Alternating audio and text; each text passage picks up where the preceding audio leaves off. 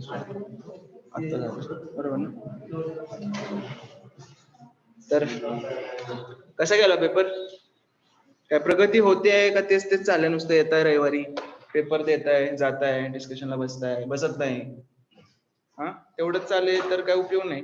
प्रत्येक टेस्टला 5-5 मार्क तर वाढतात का नाही? म्हणजे 150 वाल्यांचे 5 नाहीत वाढणार आहेत म्हणजे 90 आहे ते 95 100 110 इथपर्यंत गेले पाहिजे तर उपयोग आहे टेस्ट सिरीजचा नाही तर काही उपयोग नाहीये. जर तुम्हाला फायदा होत नसेल तर तुम्ही वेळ घालवताय आणि फायदा होत नाही कारण तुम्ही अभ्यास न करता टेस्ट सिरीज देताय. या दोन गोष्टी तुम्ही फक्त लक्षात ठेवा. जे पण कराल ते अभ्यास करून करा टाइमपास चालला असं काही नाही. आणि 4ला लेक्चर घ्यायला बोलवलंय मला आणि नेहमीपेक्षा कमी मुलं आलेत. म्हणजे 5चं असतं ना आपलं नेहमी. तुम्ही 4ला बोलवलं आमचा वेळ जातोय. ते बरोबरच आहे मी पण त्याच मताचं आहे. सलग पेपर ते जर तुम्ही कुठे ऐकत असाल ना की आयोगाचा पेपर 3 ते 5 असतो मग आपला पण 3 ते 5 हे फालतूगिरी आहे यानं काय फरक नसतो पडत. आजपर्यंत तुम्ही कधी बघितलंय का पेपरला झोपलंय कोण? मग कशी झोप येईल? हे तर केस उभा राहिलेले असतात पेपर सोडवताना झोप कशी येईल सांगा बरं काय हवं काय? अरे त्या साईडला बस ना. बरं ठीक आहे असू दे कमी करतो कारण मला एसी लागतो त्यामुळे हा म्हणूनच मी नाही तिथं तिकडे बसतो. तो बंद आहे म्हणून मी एक साइड अशी केली आहे ज्यांना बसायचं त्यांच्यासाठी असं. तर तसलं काही नसतंय ती 3 ते 5 दिला म्हणून. पेपरला झोपतो कधी खूप सोपा असेल तर पेपर अवघड असेल तर झोप उडवतो आपला कारण पुढच्या वर्षीचं स्वप्न लागलेले असतात आता परत तेच द्यायचं आपल्याला. ठीक आहे अशा सगळ्या गोष्टी होतात. बघू सोडू परत 51 पासून स्टार्ट करतो आपण.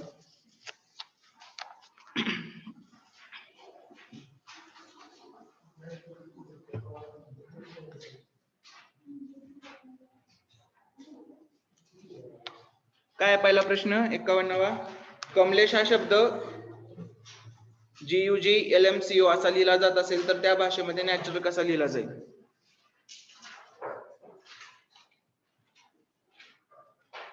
कमलेश कसा हे कसं लिहायचं सांगितलं तुम्हाला एका खाली एक लिहायचं कधी पण नेहमी सोपं पडतं हे.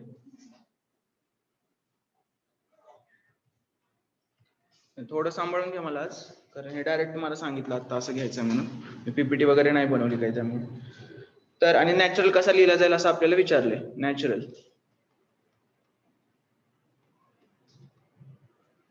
तर बघा काय केलंय सगळ्यात दिसणारी एकदम जाणवणारी गोष्ट म्हणजे Lच्या खाली L लिहिलेलं आहे बरोबर. मधल्या अक्षराच्या खाली मधलं अक्षर लिहिलंय म्हणजे मधल्या अक्षरात चेंज नाही. आणि असं जनरली कधी होतं माहितीये का ज्यावेळी विषम अंक असतात ना विषम संख्या असतात आता ह्याचं बघा अल्फाबेटिकल सगळ्यात चेक करायचं असतं ते पहिल्यांदा 3 आणि 3 6 आणि 7 आहेत 7 असेल तरच असं मधलं मधलं होतं. ठीक आहे सेम असंच कॉम्प्युटर वाला पण एक प्रश्न आलता कधी काळी कॉम्प्युटर मध्ये ते COM एका साईडला ठेवलेलं TR शेवटी ठेवलेलं आणि PU मध्ये केलं तशा प्रकारे ग्रुपिंग केलेलं असतं त्यांनी त्या ग्रुपिंग नुसार आपल्याला समजायचं की काय करायचं आणि काय नाही. आता बघा मग आता काय केलं ह्याच्यानंतर हे मधलं तर असं ठेवलंय त्यानंतर कशाचं कशाची रिलेशन लागतंय ते आपल्याला शोधायचं आहे. एक तर डायरेक्ट रिलेशन लागतं K आणि G सोबत त्यामुळे कायम असा प्रश्न आला तर आणि तरच फक्त अल्फाबेटिकल सिरीज काढा नाही तर काढू नका.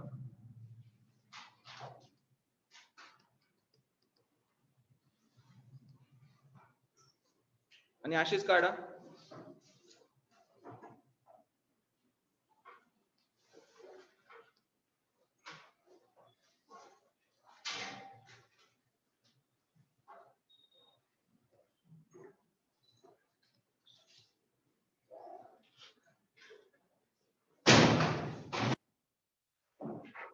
ठीक आहे अशा पद्धतीने अल्फाबेटिकल सिरीज काढा M पर्यंत सलग लिहित जा आणि त्याच्याकडून N पासून उलट लिहित जा त्याचा काहीतरी फायदा होत असतो. आता बघू आपण Kच्या आसपासचे अक्षर कुठले आलेत का त्याच्यानुसार आपण ठरवायचंय की हे नक्की कसं चालतंय आपलं. ठीक आहे सगळ्यात पहिल्यांदा आपल्याला काय K आणि G आहे. K आणि G प्रमाणे काय चालतंय का बघू आता. K च्या जवळचं काय सगळ्यात जवळ काय इथं K च्या जवळ M आहे म्हणजे K चं M कुठं आलंय इथं आलंय. K चं 2 वाढून M इथं आलंय. अंदाज लावतोय मला माहित नाही काय येणार आहे काय नाही येणार मला नाही माहिती फक्त K चं M इथं आलंय. परत E चं काय आलंय G इथं आलंय ह्या E चं G EFG म्हणजे K चं 2 वाढून M इथं आलं. तसं A चं परत अजून वाढून काय येतंय का A चं 2 वाढून काय येतंय C येतंय A चं 2 वाढून C आलं इथे समजतंय. तसं M चं 2 वाढून NO म्हणजे काय केलंय त्यांनी असं रिलेशन लावलंय K चं M A चं C M चं O इकडे काय लावलंय, ई चं जी, एस चं यू आणि एच चं जे. असं काय लावलंय, दोन दोनचा फरक आहे. जे मधलं अक्षर आहे ते आहे असं ठेवलंय. सेम तसंच तुम्हाला इथं फॉलो करायचं. मधलं अक्षर काय, NATU, यू मधलं आहे ना, यू ला यू लिहा. इथलं के चं 2 सोडून कुठं आलतं, 1 सोडून इथं आलतं. मग एन नंतर 1 सोडून काय येतंय, N M L M N O P. P कुठे येणार, इथं येणार. परत सेम असंच ए चं करत राहायचं. ए चं परत सीच येणार आहे इथे, दुसरं काय येणारच नाहीये. परत नंतर काय टी आहे आपलं, टी नंतर 1 सोडून काय येणार, यू आणि व्ही. इथं काय येणार, व्ही येणार. मग सेम तसं RAC चं इकडे करायचं आपल्याला. ई चं इकडे आलतं ना, तसं आर चं इकडं. आर चं 1 सोडून टी, परत ए चं 1 सोडून सी, आणि परत काय नॅचरलचं एल चं 1 सोडून एन. TCN UPCV आहे का असं काय, TCN UPCV ऑप्शन नंबर 1. आणि हे असंच करायचं आहे. डायरेक्ट कुठे आन्सर येत नाही, असं तुम्हाला ट्रायल अँड एरर करायला लागणार आहे, त्यानंतरच आन्सर येणार आहे. मी तुम्हाला आधीच म्हटलं असतं हा हे असं असं आहे, मग ते मला उत्तर माहिती आहे, मग कुठला पण शिक्षक तसंच सांगणार ना. पण मी विद्यार्थी असताना काय करणार, पेपर प्रश्न समोर आलो ते कळायला पाहिजे ना. इथंच जर तसं झालं ना की आपल्याला वेळ लागतोय, तर मग तुम्हाला तिथं रिलॅक्स वाटतं, हा ठीक आहे, शिकताना पण शिकवणाऱ्याला पण वेळ लागलेला, आपल्याला पण वेळ लागतोय, बरोबर चाललोय. पण तिथं जर इथं फास्ट झालं आणि तिथं स्लो झालं, कॉन्फिडन्स डायरेक्ट झिरोवर येतो, मग सगळा पेपर पुढचा फरक पडतो. त्यामुळे वेळ लागतो. हा प्रश्न, नंबर सिरीज प्रश्न, ट्रायल अँड एररचे प्रश्न आहेत हे सगळे. ठीक आहे, पुढे खालील संख्यांची मालिकेची चुकीची संख्या शोधायची. संख्या मालिकेत चुकीची संख्या कोणती आहे, काय सांगितलं मागच्या लेक्चरला, काय सांगितलेलं मी. सगळ्यात पहिल्यांदा काय बघायचं, डिफरन्स. कितीही अवघड सम असू दे, सगळ्यात पहिल्यांदा डिफरन्स बघायचं. त्यानंतर डिफरन्स ऑफ डिफरन्स, त्यानंतर मल्टिप्लिकेशन, नंतर डिवायडेशन, नंतर ऍडिशन, सबट्रॅक्शन, परत मल्टिप्लिकेशन, ऍडिशन, सबट्रॅक्शन. हे सगळं झाल्यानंतर स्क्वेअर, क्यूब, परत square plus 1, square minus 1, cube plus 1, cube minus 1, ह्या सगळ्या गोष्टी. आणि हे सगळं पण नाही आलं तर नंतर काय करायचंय, पॉईंट मध्ये जायचंय. इंटू 0.5, इंटू 1, इंटू 1.5, कळालं. आणि नंतर हेच पण नाही झालं तर अल्टरनेट असतं. अल्टरनेट सिरीजचं जरा बघायचं, 1 सोडून किंवा 2 सोडून, अशा गोष्टी येतात. आता इथं काय 22, 49, 86, 133, 198, 257, 133, 200, 198 आणि 257. हे असं आहे. बघू फरक कितीचा आहे, 22 आणि 27.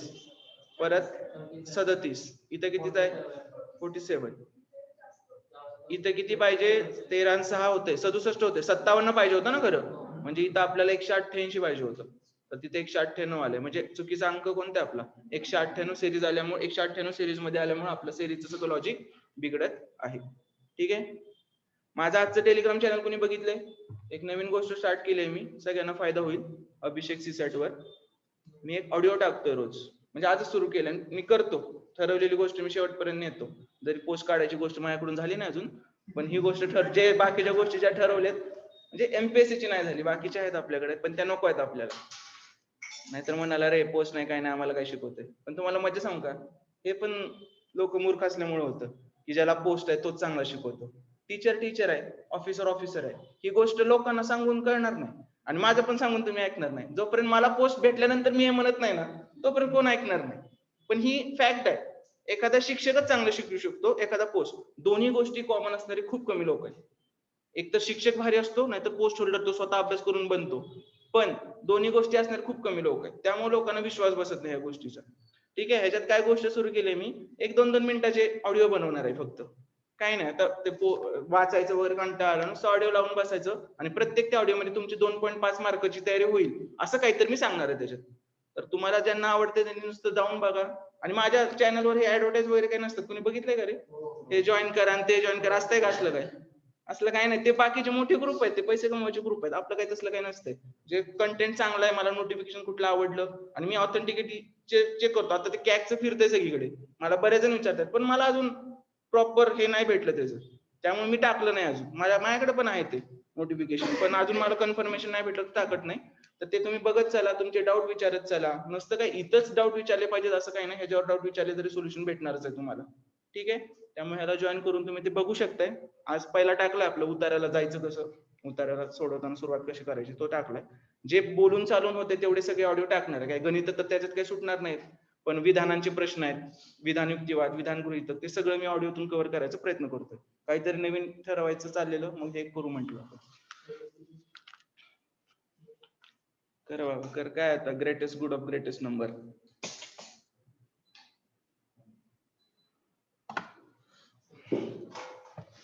कोणी म्हटलंय इकॉनॉमी लिहू शकेल बरं का, आजकाल इकॉनॉमीला काही पण पडतंय. कोणी म्हटलंय greatest good of greatest number? कुठल्या थिंकरनं म्हटलंय माहित आहे का? कार्ल मार्क्स नाही असलं काय सांगत बाबा. कार्ल मार्क्स सोशल फक्त तुम्ही व्यापार करायचा नाही, तुम्ही सगळं समाजाचं करायचं असं म्हणण्याचं. हे म्हटले जेरेमी बेंथम. ठीक आहे, ह्याचा अर्थ आहे की ज्याचं सगळ्यांचं भलं होईल त्या गोष्टी करा. आणि हेच गोष्ट तुम्ही कुठे वापरायचे? डिसिजन मेकिंग सोडवताना. पुढचा प्रश्न.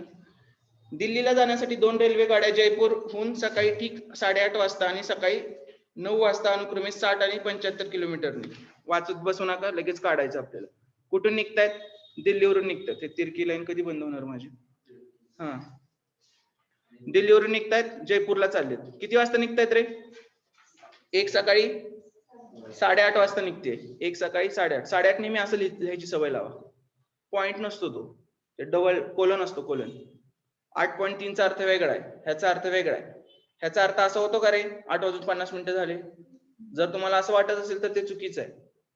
ह्याचा अर्थ होतो 8:30 वाजलेत. किती जणांना पटतंय हे? 8.50 वाजले म्हणजे 8:30 वाजले. किती जणांना पटतंय?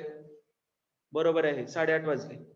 ठीक आहे, जर मी असं लिहिलं ना तर ह्याला म्हणायचं 8:50 झाले, कारण हे 8.5 आहे. हे दिसताना गणितात काय आहे? 8:30च आहे ना. मग हे असं जर म्हणलं तुम्हाला 8.5 वाजले तर त्याचा अर्थ असतो 8:30 वाजले. पण या सगळ्या गोष्टी एमपीएससी ला लागू होत नाहीत. एमपीएससी कधीही काही टाकू शकते. सो अंदाज घ्यायचा प्रश्नाला काय पाहिजे त्यानुसार करायचं. तुम्हाला रिअल लाईफ मध्ये सांगतोय. 8:30 झालं. नंतर दुसरी कितीला निघते? 9 वाजता निघते. दुसरी 9 वाजता निघते. काय काय?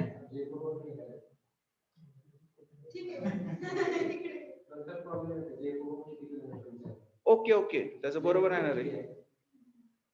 ठीक आहे. आता करू मी. इरेजचं बटन मला सापडेना ह्याच्यात.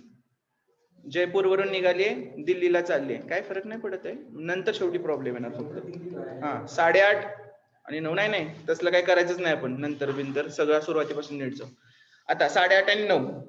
परत काय म्हणले? 60 आणि 75 अनुक्रम आहे बरं का. लगेच 60 इथं लिहा, 75 इथं लिहा. मला सांगा, जी बस 8:30 ला निघाली आहे ती पुढच्या पेक्षा अर्धा तास लवकर निघाली आहे ना. मग मला सांगा, जर तिचं स्पीड 60 असेल तर अर्ध्या तासात ती किती जाईल रे? 30 जाईल की नाही? इथपर्यंत कळतंय का सगळ्यांना? हे रेल्वेचे प्रॉब्लेम म्हणून सोडून देतात, बसचे प्रॉब्लेम. सगळ्यात सोपे प्रॉब्लेम आहे ते. 30 इथपर्यंत. आता ही बस कुठं असणार आपली? इथं असणार ही बस. ठीक आहे, पण दुसरी बस 75 वाली मागेच असणार अजून, 9 वाजता निघणारी. मग आता ही बस कुठे आपली? इथं आहे. ही बस आपली इथं आहे. कळालं? आता मला सांगा, ह्याचं स्पीड जास्त असेल तर आणि तरच क्रॉस करू शकेल. ह्याचं कमी असेल तर कधीतरी आयुष्यात क्रॉस करेल का? किती पण पळव त्याला, कधीच क्रॉस करणार नाही, कारण ती त्या स्पीडनं चाललंय ना. तर मग हे असं झालं तर 30 कव्हर करायचं. आता आपला फॉर्म्युला काय? मग speed is equal to distance upon time.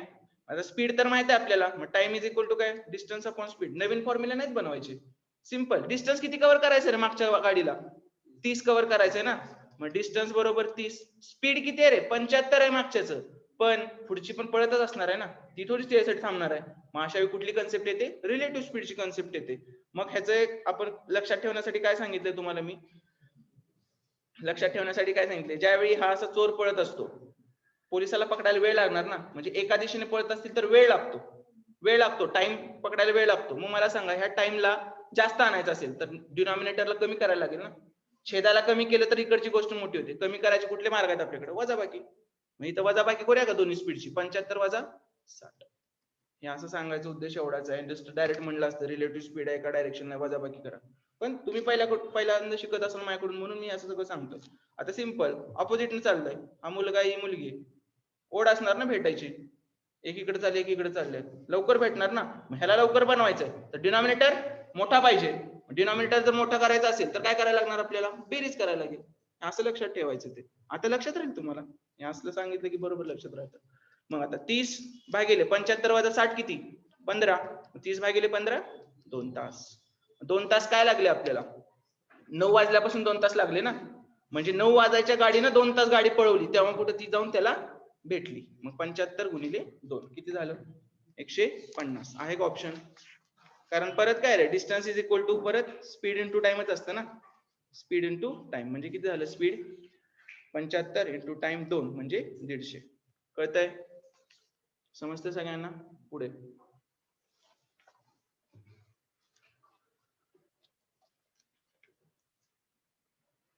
आणि आधीच्यातून केलं असतं तरी चाललं असतं बरं का. 60 गुणिले 2 120 आणि आधी 30 कव्हर केले त्यांनी. कळलं का? पहिल्या गाडीनं 60 दुनी 120 झालं असतं आणि 30 आधीच अंतर कव्हर केलं ना ते. पुढचा प्रश्न इनइक्वालिटी. कुणाच चुकलं रे आता मागच्या लेक्चर नंतर? कुणाच चुकलंय काय? अरे लाजू नका बिंदास. इथं निर्लज्ज बनायचं आपल्याला, सांगितलं ना मी तुम्हाला. सगळ्यांचं बरोबर आलं? हो ते गुड क्वेश्चन. उत्तर काय आहे? उत्तर आहे 1 आणि 2 बरोबर. उत्तर माहित नाही का? नाही तर आम्हाला तर सगळंच बरोबर वाटतंय म्हणा. तू काय जरी म्हटलं तर आम्हाला बरोबर, तुम्हालाच काय मला पण बरोबरच वाटतं ना. पेपर देऊन आलो कशाला चुकीचं वाटतं सगळं. तर बघा काय डायरेक्ट मी कोड डिकोड करून लिहितो ते. BA J K T आणि F. T आणि F. आता पर्सेंटेज आहे. पुढे जे दिलंय ना ते देत नाहीत बरं का. इथं चुकून झालंय ते बहुतेक, पण ते द्यायला नाही पाहिजे होतं तुम्हाला. तर पर्सेंटेज म्हणजे काय? इज इक्वल टू आहे, मग इज इक्वल टू लिहिलं मी इथे. नंतर ऍट द रेट म्हणजे काय? Greater than. परत कॉपीराइट म्हणजे काय? Less than. आणि नंतर डॉलर म्हणजे काय? Less than or equal to. त्यानंतर ऑप्शन बघू आपण. F ऍट द रेट म्हणजे greater than K. B at the rate म्हणजे ग्रेटर दॅन K. तिन्हीकडे ऍट द रेट आहे. Okay. B at the rate म्हणजे परत ग्रेटर दॅन F. ठीक आहे. काय सांगितलं आता? मला F कडून K कडे जायचं आहे. F कडून K कडे चप्पल पायात घालून. ठीक आहे. F कडून K कडे येते का जाता? येते ना. ही तर चप्पल हातात घालून आहे, पायात घालून इथं आलं का पुढं? म्हणजे एंट्री आहे. कोण पहिल्यांदा बघतंय इनइक्वालिटी? माझं. तुमचे तोंड बघूनच कळायला लागले मला हे चप्पल काय म्हणायला लागलं. ठीक आहे. बाकीच्यांना कळाले? आता सिंपल गोष्ट आहे. हे असं चिन्ह आहे ना, त्याला म्हणायचं आपण चप्पल पायात घालून चाललो. हे लिहिणं पण चुकीचं आहे इथे. हे जे चिन्ह आहे ना, हे म्हणजे चप्पल पायात घालून चाललो. आपल्याला एंट्री, हा गेट असतो आपला. गेट ओपन आहे, हे गेट क्लोज आहे. बघा ना, पॉइंट आहे, क्लोज आहे. हे ओपन झालं दरवाजे. हे जे असं असतं ना, याला म्हणायचं आपण चप्पल हातात घेऊन चाललो. एंट्री आहे आपल्याला, पण चप्पल हातात घेऊन जायचंय. आणि ज्यावेळी बरोबर असतं ना, बरोबर चिन्हाला काही फरक नाही पडत. तू चप्पल पायात घाल नाही तर हातात घाल, जसा आधी आलाय तसा तुझा, असं बरोबर चिन्हाचा अर्थ आहे. मग आता आपल्याला हे काय सांगतं, हे इथं नाहीये बरं का. हे आता आपल्याला काय F कडून K कडे जायचं, चप्पल पायात घालून, म्हणजे फरशी घाण करायची आपल्याला बिंदास. मग याच्यात हातात घालून गेला आणि परत ह्याच्यात पायात घालून गेला, म्हणजे सॅटिस्फाय झालं का रे? झालं. ह्याला पण घालून जायची होती, इथं पण घालूनच गेला की. एकदा घालून गेला की संपला विषय. परत B कडून K कडे जायचं आपल्याला. B कडून बरोबर चिन्हाचा तर काय अर्थच नाहीये. B कडून K कडे गेला, इथं पण काय चप्पल घालूनच जायचे, मग इथं पण चप्पल घालून गेला. जमतंय का?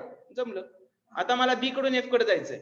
B कडून F कडे इथपर्यंत गेला, इथपर्यंत गेला, पण इथं तर गेट बंद झाला ना रे त्याचं. इथं कुठे जाता येते त्याला? कळतंय का? इथं जाता येत नाही, त्यामुळं तिसरं चूक आहे. आणि अजून एक गोष्ट काय, ज्यावेळी असे चिन्ह अपोजिट होतात एकमेकांच्या, त्याच्या इकडच्यांचं आणि इकडच्यांचं रिलेशन कधीच लागत नाही. एवढं लक्षात ठेवायचं. अपोजिट चिन्ह कुठले?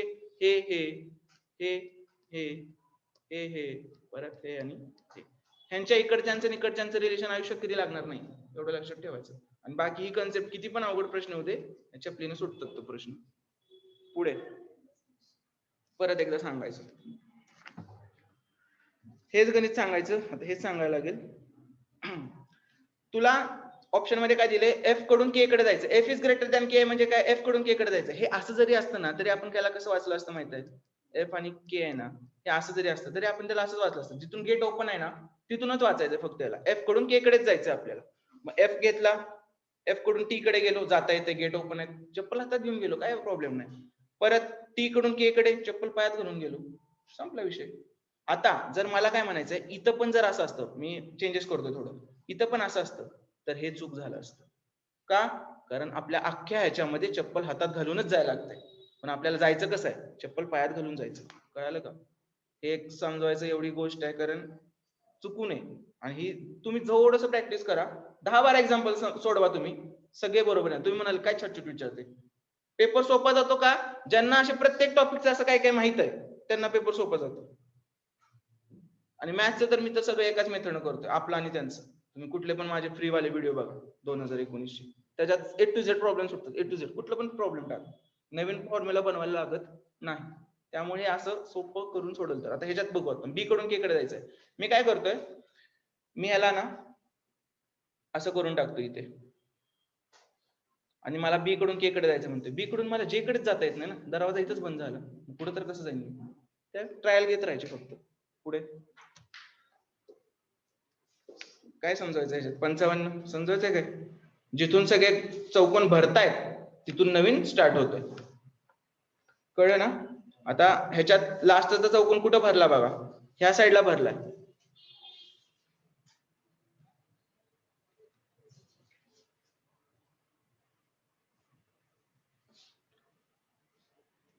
लास्टचा चौकोन इथं भरलाय, बरोबर?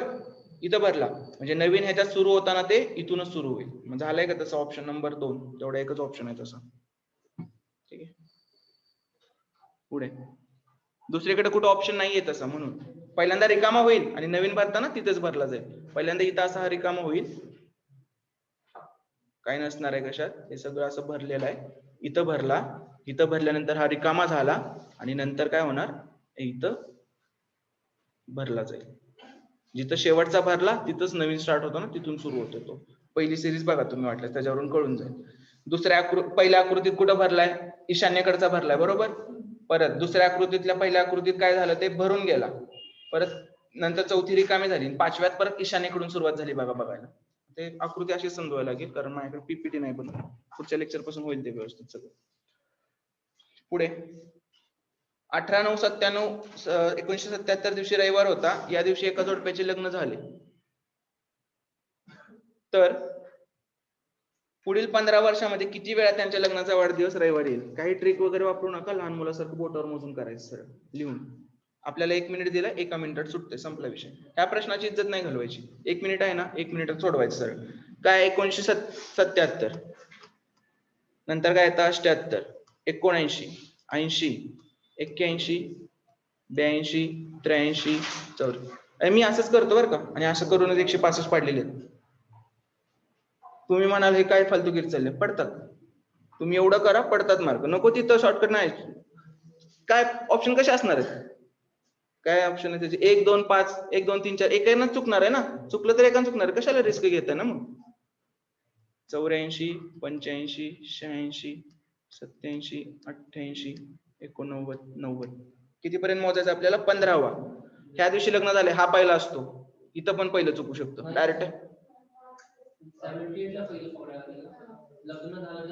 हा मग तेच म्हणलं ना, 78 लाच पहिला म्हणतो ना मी काय वेगळं म्हटलं? हा पहिला, दुसरा, तिसरा, चौथा, पाचवा, सहावा, 7वा, 8वा, 9वा, 10वा, 11वा, 12वा, 13वा, 14 आणि 15. बरोबर? 15वा वाढदिवस असेल आपला आता हा. पण मी काय का लिहितोय काय हे? 91 आणि 92 हा 15वा वाढदिवस असेल. आणि अजून एक महत्वाची गोष्ट, ह्याच्यात नाही क्लिअर होणार, पण तुम्हाला लागेल ती. महिना कुठला आहे तो सुद्धा इम्पॉर्टंट आहे. लीप वर्ष नक्की पुढे जाताना काउंट करायचं का मागे येताना, ते तुम्हाला कळेल. ते मी का असं म्हटलं तर आपला हा काय सप्टेंबर आहे. सप्टेंबर आहे म्हणजे इथं आता 78 ला भाग जातोय का 4 ने? 4 1 4 नाही जात, म्हणजे हे तर काय नॉर्मलच आहे. ह्या दिवशी कुठला वार आहे आपला? रविवार आहे. मग ह्या दिवशी कुठला असेल? सोमवार. ह्या दिवशी मंगळवार. आता मध्ये येणार आहे आपला 29 फेब्रुवारी, इथं बुधवार जाणार आहे आपला, आणि इथं काय येणार आहे मग? गुरुवार येणार आहे. हे त्यासाठी होतं सप्टेंबर. ही जर जानेवारीची डेट असती तर ते 80 नंतर आलं असतं आपलं. कळलं का? 80 नंतर आलं असतं, म्हणजे 81 जेव्हा आपण एक एक्स्ट्रा लिहिलं असतं. आता परत सेम, शुक्रवार, शनिवार, रविवार, परत काय मंगळवार, सांगा ना, तुमची वाट बघतोय. बुधवार, गुरुवार, शुक्रवार, परत रविवार, सोमवार, मंगळवार, बुधवार आणि शुक्रवार. काय म्हणायचं त्यांना? रविवारी किती वेळा येईल? रविवारी हा पहिला झाला, हा दुसरा झाला, रविवारी 2. हा पहिला घेऊ नका, तसा ऑप्शन पण नाहीये म्हणा. किती वेळा येईल? 2 वेळा येईल. पुढचं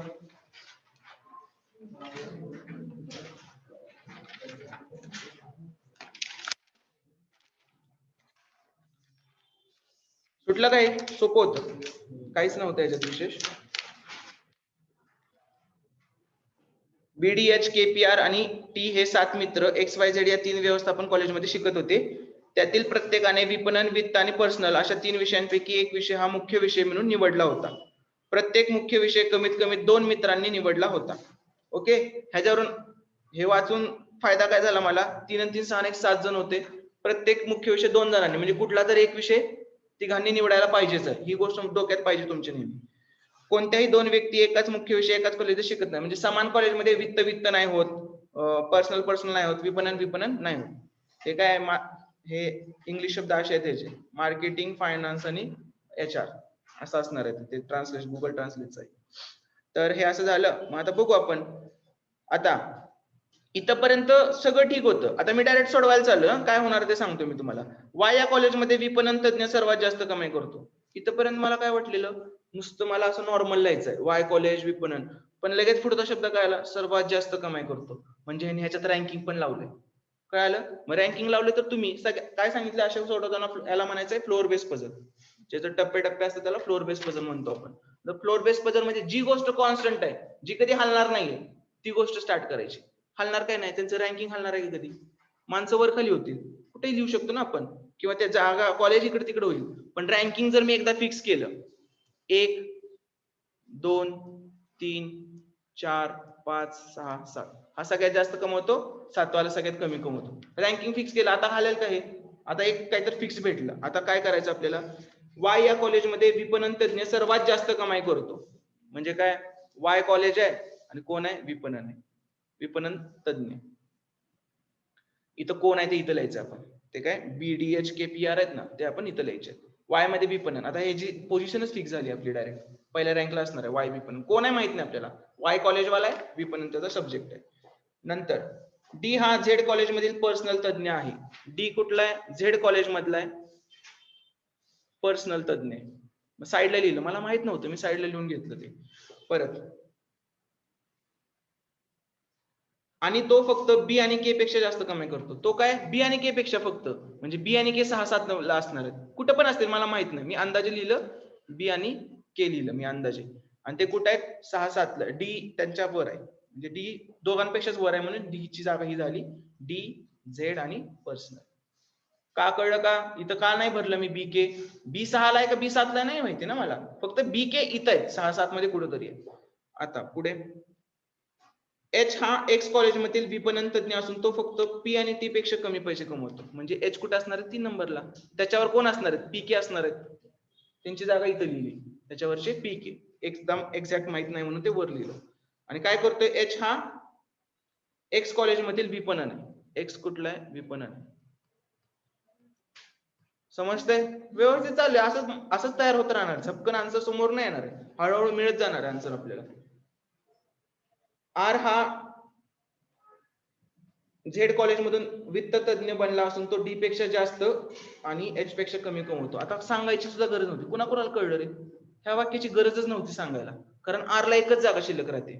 कारण बी के जागा खालच्याने घेतली आहे, खालची 2 जागा, आणि वर पी आणि काय रे?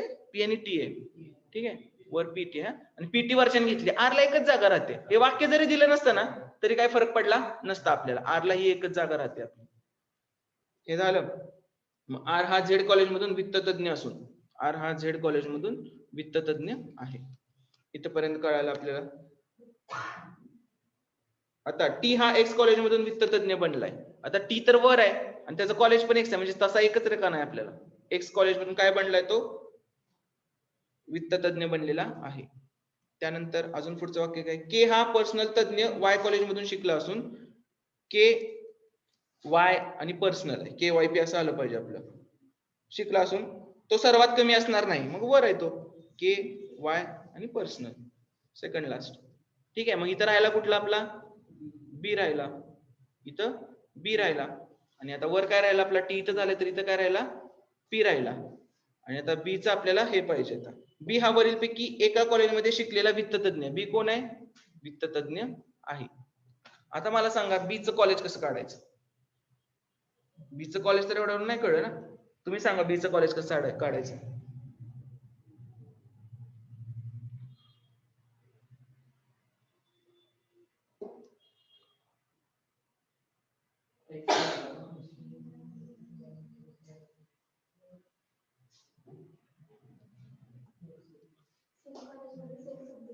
सेम कॉलेजमध्ये सेम सब्जेक्ट नाही. बीचा विषय तर कळाला, वित्त आहे. वित्त एक्स मध्ये पण आहे, वित्त झेड मध्ये पण आहे. आता वित्त कुठं पाहिजे?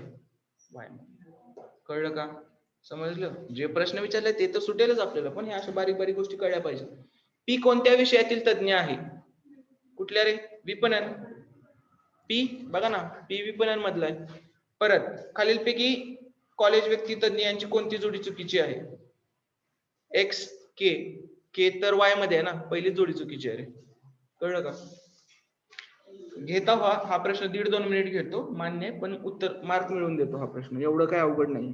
द्यायचा वेळ शेवटी घ्यायचा. जे आपल्याला 15 सेकंदात वाचता येतील ना तेच प्रश्न आधी घ्यायचे. मोठे प्रश्न तुम्हाला कितीही येत असू दे, कधी घाण होईल सांगता येत नाही ना याच्यात. आणि एकदा घाण झाली की परत पहिल्यापासून करायचं, हे पण मान्य आहे ना? हा, आणि हे तर लय सोपं आहे. बँकिंगचं कधी बघितलंय पझल?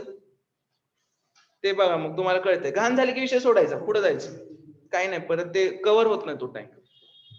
पुढे ह्याच्यात कोणाला डाऊट होता? एकान कोणतर खाली विचारलेलं, माझ्यापर्यंत आलता हा प्रश्न. मानसोपचार तज्ञाला कोण केलता आणि डाऊट केलता. अशा प्रश्नांमध्ये जेंडर बघायचं नाही. मानसोपचार तज्ञाला लेखक आहे का लेखिका आहे असं नका बघू ते. ठीक आहे, मानसोपचार तज्ञ मानसोपचार तज्ञ, डॉक्टर डॉक्टर, त्याच्याशी घेणं देणं नाही आपल्याला.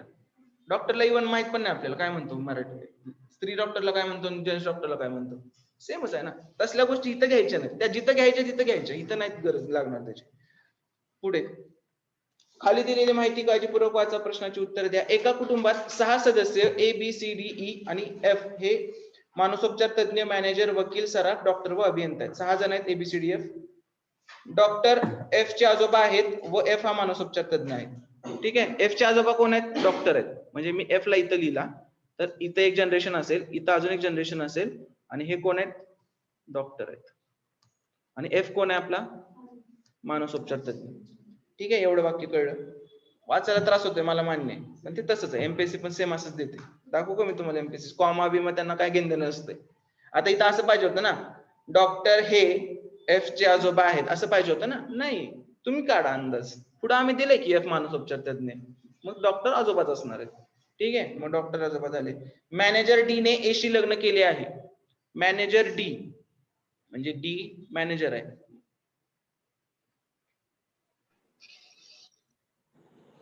अरे कोणी ऑडिओ ऑन केला? ऑडिओ बंद करा. तुम्हाला नाही इथं. मॅनेजर डी त्यानं काय केलंय? ए शी लग्न केलंय, म्हणजे डी अधिक ए केलं. जेंडर माहित आहे का मला? मी कुणालाही चौकोन आणि सर्कल केलेला नाहीये अजून सुद्धा. ठीक आहे, परत सी हा सरापासून वकिलाशी लग्न केलेला आहे. सी हा हा काय करायचं? डिस्टर्बन्स नाही का? तुला ऐकू गेलं का माझं? जस्ट आता प्रॉब्लेम झाला. ठीक आहे, तर सी हा सरापासून वकिलाशी लग्न केलेला आहे. सी कोण आहे? सराफ आहे. सी सराफ आहे. आणि हा म्हटलंय, सर्वनाम दिले की जेंडर देऊ शकतो आपण, सर्वनाम असे काही घेणं देणं नाही. सी हा सराफ आहे आणि त्यानं कोणाशी लग्न केले? वकिलाशी लग्न केलेलं आहे. बरोबर, इथपर्यंत कळलं. बी ही एफ आणि ई ची आई आहे. बी ही एफ आणि ई ची आई आहे, म्हणजे बी आई आहे, एफ आणि ई ची. स्त्री करून टाकलं तिला. आता कुटुंबात 2 जोडपे आहेत. आता मला सांगा, कुटुंबात जर 2 जोडपे असतील, ह्याचं पण लग्न व्हायला पाहिजे. बरोबर, ह्याचं पण व्हायला पाहिजे. आता बऱ्याच जणांना वाटेल हा असेल विदुर असेल बाबा, किंवा विधवा असेल, तू कुठल्या तर पोराचं लग्न लाव. ठीक आहे, बघू ना आपण, जे जमतंय ते करू ना. कॉम्प्लिकेटेड मध्ये घुसू नका, एवढ्या कॉम्प्लिकेशन मध्ये जायची गरज नाही. तर आता आपल्याला काय माहित आहे? डी मॅनेजर आहे आणि त्याचं ए सोबत लग्न झालंय, पण आपल्याला सी पुरुष माहित आहे ना रे. मग सी पुरुष इथं फिक्स मध्ये बसतोय बघा. सी पुरुष इथं बसला आणि बी ला वकील पण बसतोय आपला. बसतोय का? भेटलं का? आणि हा सी कोण झाला? सराफ. कारण आपल्याला सांगितलं ब्लड रिलेशन मध्ये पुरुष आणि स्त्री असंच कपल बनवायचं फक्त. परत आता डॉक्टर आहे, तर डी मॅनेजर आहे आणि ए आहे काहीतरी, यांच्यातलं कुठलं तर दिलंय का आपल्याला रे? मॅनेजर डी ने ए शी लग्न केलेले आहे. डॉक्टर हे आजोबा आहेत ना रे बाबा, ठीक आहे, म्हणजे हा कोण असणार? ए. हे आजोबा झाले आणि त्यांना लग्न कोणाशी केले? डी या मॅनेजरशी त्यानं लग्न केलेलं आहे. एफ आणि ईचं जेंडर दिले का आपल्याला? काढता येईल का? नाही. आता प्रश्न बघा, कुटुंबामध्ये जास्ती किती जणांनी ह्याचं उत्तर काढू शकत नाही लिहिले? कुणीच नाही लिहिलं? काढू शकत नाही. प्रश्न काय आहे? क्रियापदांना सीसेट मध्ये खूप महत्व आहे. क्रियापदांना प्रश्नात काय विचारले? हा, काय क्रियापद काय असतं यातलं? वर्ब काय यातला? शकतात. शकतात म्हणले की काय पण होऊ शकतं, ठीक आहे. मग शकतात म्हणले की एक्स्ट्रीम कंडिशन बघायची आपण. कुटुंबामध्ये जास्तीत जास्त किती पुरुष किंवा महिला असू शकतात? मी काय करतोय, ह्या 2 पुरुष पकडले आणि ह्या दोघांना पण पुरुषच पकडलं तर मॅक्सिमम 4 पुरुष असू शकतात. ह्या दोघांना मी स्त्री पकडलं तर मॅक्सिमम 4 स्त्री असू शकतात. म्हणजे ह्याचा आन्सर काय झालं? 3. याचा आन्सर झाला ऑप्शन नंबर 3. 4 येत आहेत ना, पुरुष 4 येत आहेत, स्त्रिया 4 येत आहेत. कळलं का? हा, म्हणूनच म्हटलं काढू शकत नाही. किती जणांनी आन्सर लिहिलं याचं? शकतात म्हणजे तुम्ही काहीही तोडमोड करा आणि सांगा मला की आता बघा, मानून आपण हा पण पुरुष आहे बाबा, हा पण पुरुष आहे. नको मानू, स्त्री मान. काहीतरी एक मानशील ना, काहीतरी एक मानशील ना. त्यालाच तर शक्यतेचे प्रश्न म्हणतात ना. शकतात विचारले, असतात विचारलं नाहीये. किती पुरुष आणि स्त्री असतील असं नाही विचारलं. शकतात. एकदा पुरुष मान, आन्सर आलं 4. एकदा स्त्री मान, स्त्रियांचं आन्सर आलं 4. दोन्हीचं समानच आलं. दोन्हीचं वेगवेगळं आलं असतं तर उत्तर काय असतं? काढू शकत नाही. पण समानच येते आणि आन्सर दिलेलं आहे त्यांनी 4. आणि किंवा म्हटलंय, पुरुष किंवा महिला. कळालं का? हे असे प्रश्न आहेत. पुढे तर एक आता यांना प्रत्येक, ठीक आहे जाऊ दे, बाकीच्यांना विचार काय सीन आहे. सांगायला सांगितलंय मी, सांगतो मी आज पण सांगतो मी. पुढे इंग्लिश मध्ये असतं तर हे तुझं चुकलंच असतं जर. जर शकतात कळत नाही तर मे कसं कळेल तुला? हा, पॉसिबल कसं कळेल असं म्हणतोय ना मी. कारण हा शकतात एकदम व्यवस्थित आहे, शेवटला आलेला शब्द आहे शकतात, आणि नाही चुकायला नाही पाहिजे होते. आणि असं चुकवलेलं एमपीएससी ने कधी चुकवले सांगितले? जेंडर मध्ये चुकवले दरवेळी. हा पण जेंडर रिलेटेडच प्रश्न, कुठला पण एमपीएससीचा प्रश्न घ्या, जेंडर दिलं नाही म्हणूनच चुकवलेला आहे एमपीएससी. ओके. 60वा प्रश्न किती जणांना आला आणि किती वेळ गेला? ज्यांना असं निरीक्षणाचा खूप नाद आहे ना, सीसॅट इंजिनिअरिंग वर त्यांच्यासाठी नाही बरं का. ज्यांचं वाचन चांगलं आहे, ज्यांचं निरीक्षण चांगलं आहे, त्यांना सीसॅट सोपं जातं. इंजिनियर वगैरे काय नाही. माझा मित्र आंदोलनात पहिल्यांदा उभा असतो क्वालिफाय करायच्या, ठीक आहे, काय नाही. इंजिनियर टॉपर आमच्या कॉलेजचा, काय त्याचं काय नसतं. ते ज्याला वाचन चांगलं आहे त्याला सीसॅट सोपं जातं. त्याला ऑब्झर्विंग चांगला आहे, नंबर सोबत आकृत्यांसोबत, त्याला सीसॅट सोपं जातं. त्याचं डोकं चालतं जरा इकडे तिकडे, जुगाड लावायला बघतो तो, त्याला सोपं जातं. आणि ह्याच्यामध्ये मग माझा आर्ट्सचा मित्र पण चांगला आहे, तो म्हणतो असं ते सीसॅट, त्याचे पॅसेजच चुकत नाही. सिंपल. जो तो त्यानं बघायचंय ना. आणि मेन म्हणजे मला ही गोष्टच कळत नाही, जरा इकडे तिकडे होतंय, ठीक आहे, मॅथ्स असलं की असं चालतं.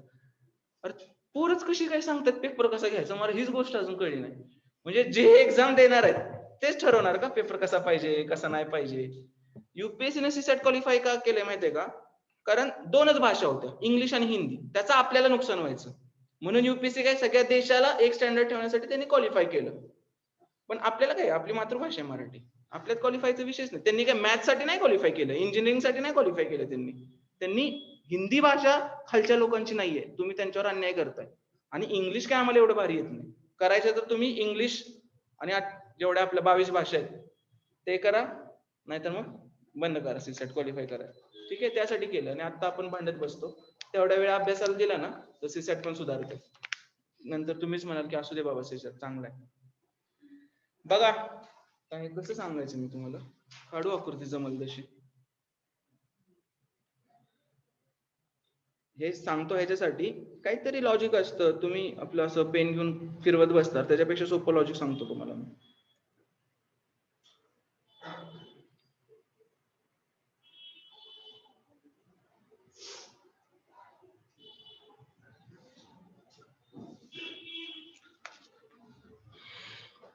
असं आहे, पंचकोन काय असतो किती जणांना माहित आहे? पेंटागॉन 5 बाजू. नक्की का? कोणाला उत्तर चेंज करायचं? 5 बाजू पंचकोन एवढंच, दुसरी काहीच डेफिनेशन नाही. हा 5 कोन, बरं एवढंच. दिसायला काहीतरी पाहिजे ना, कसा असा पाहिजे तसा पाहिजे. हा पंचकोन आहे का मग? आहे का? नाही ना. किंवा हा पंचकोन आहे का? एकदम हे तर षटकोन झाला, पण हा षटकोन तरी आहे का? नाही ना.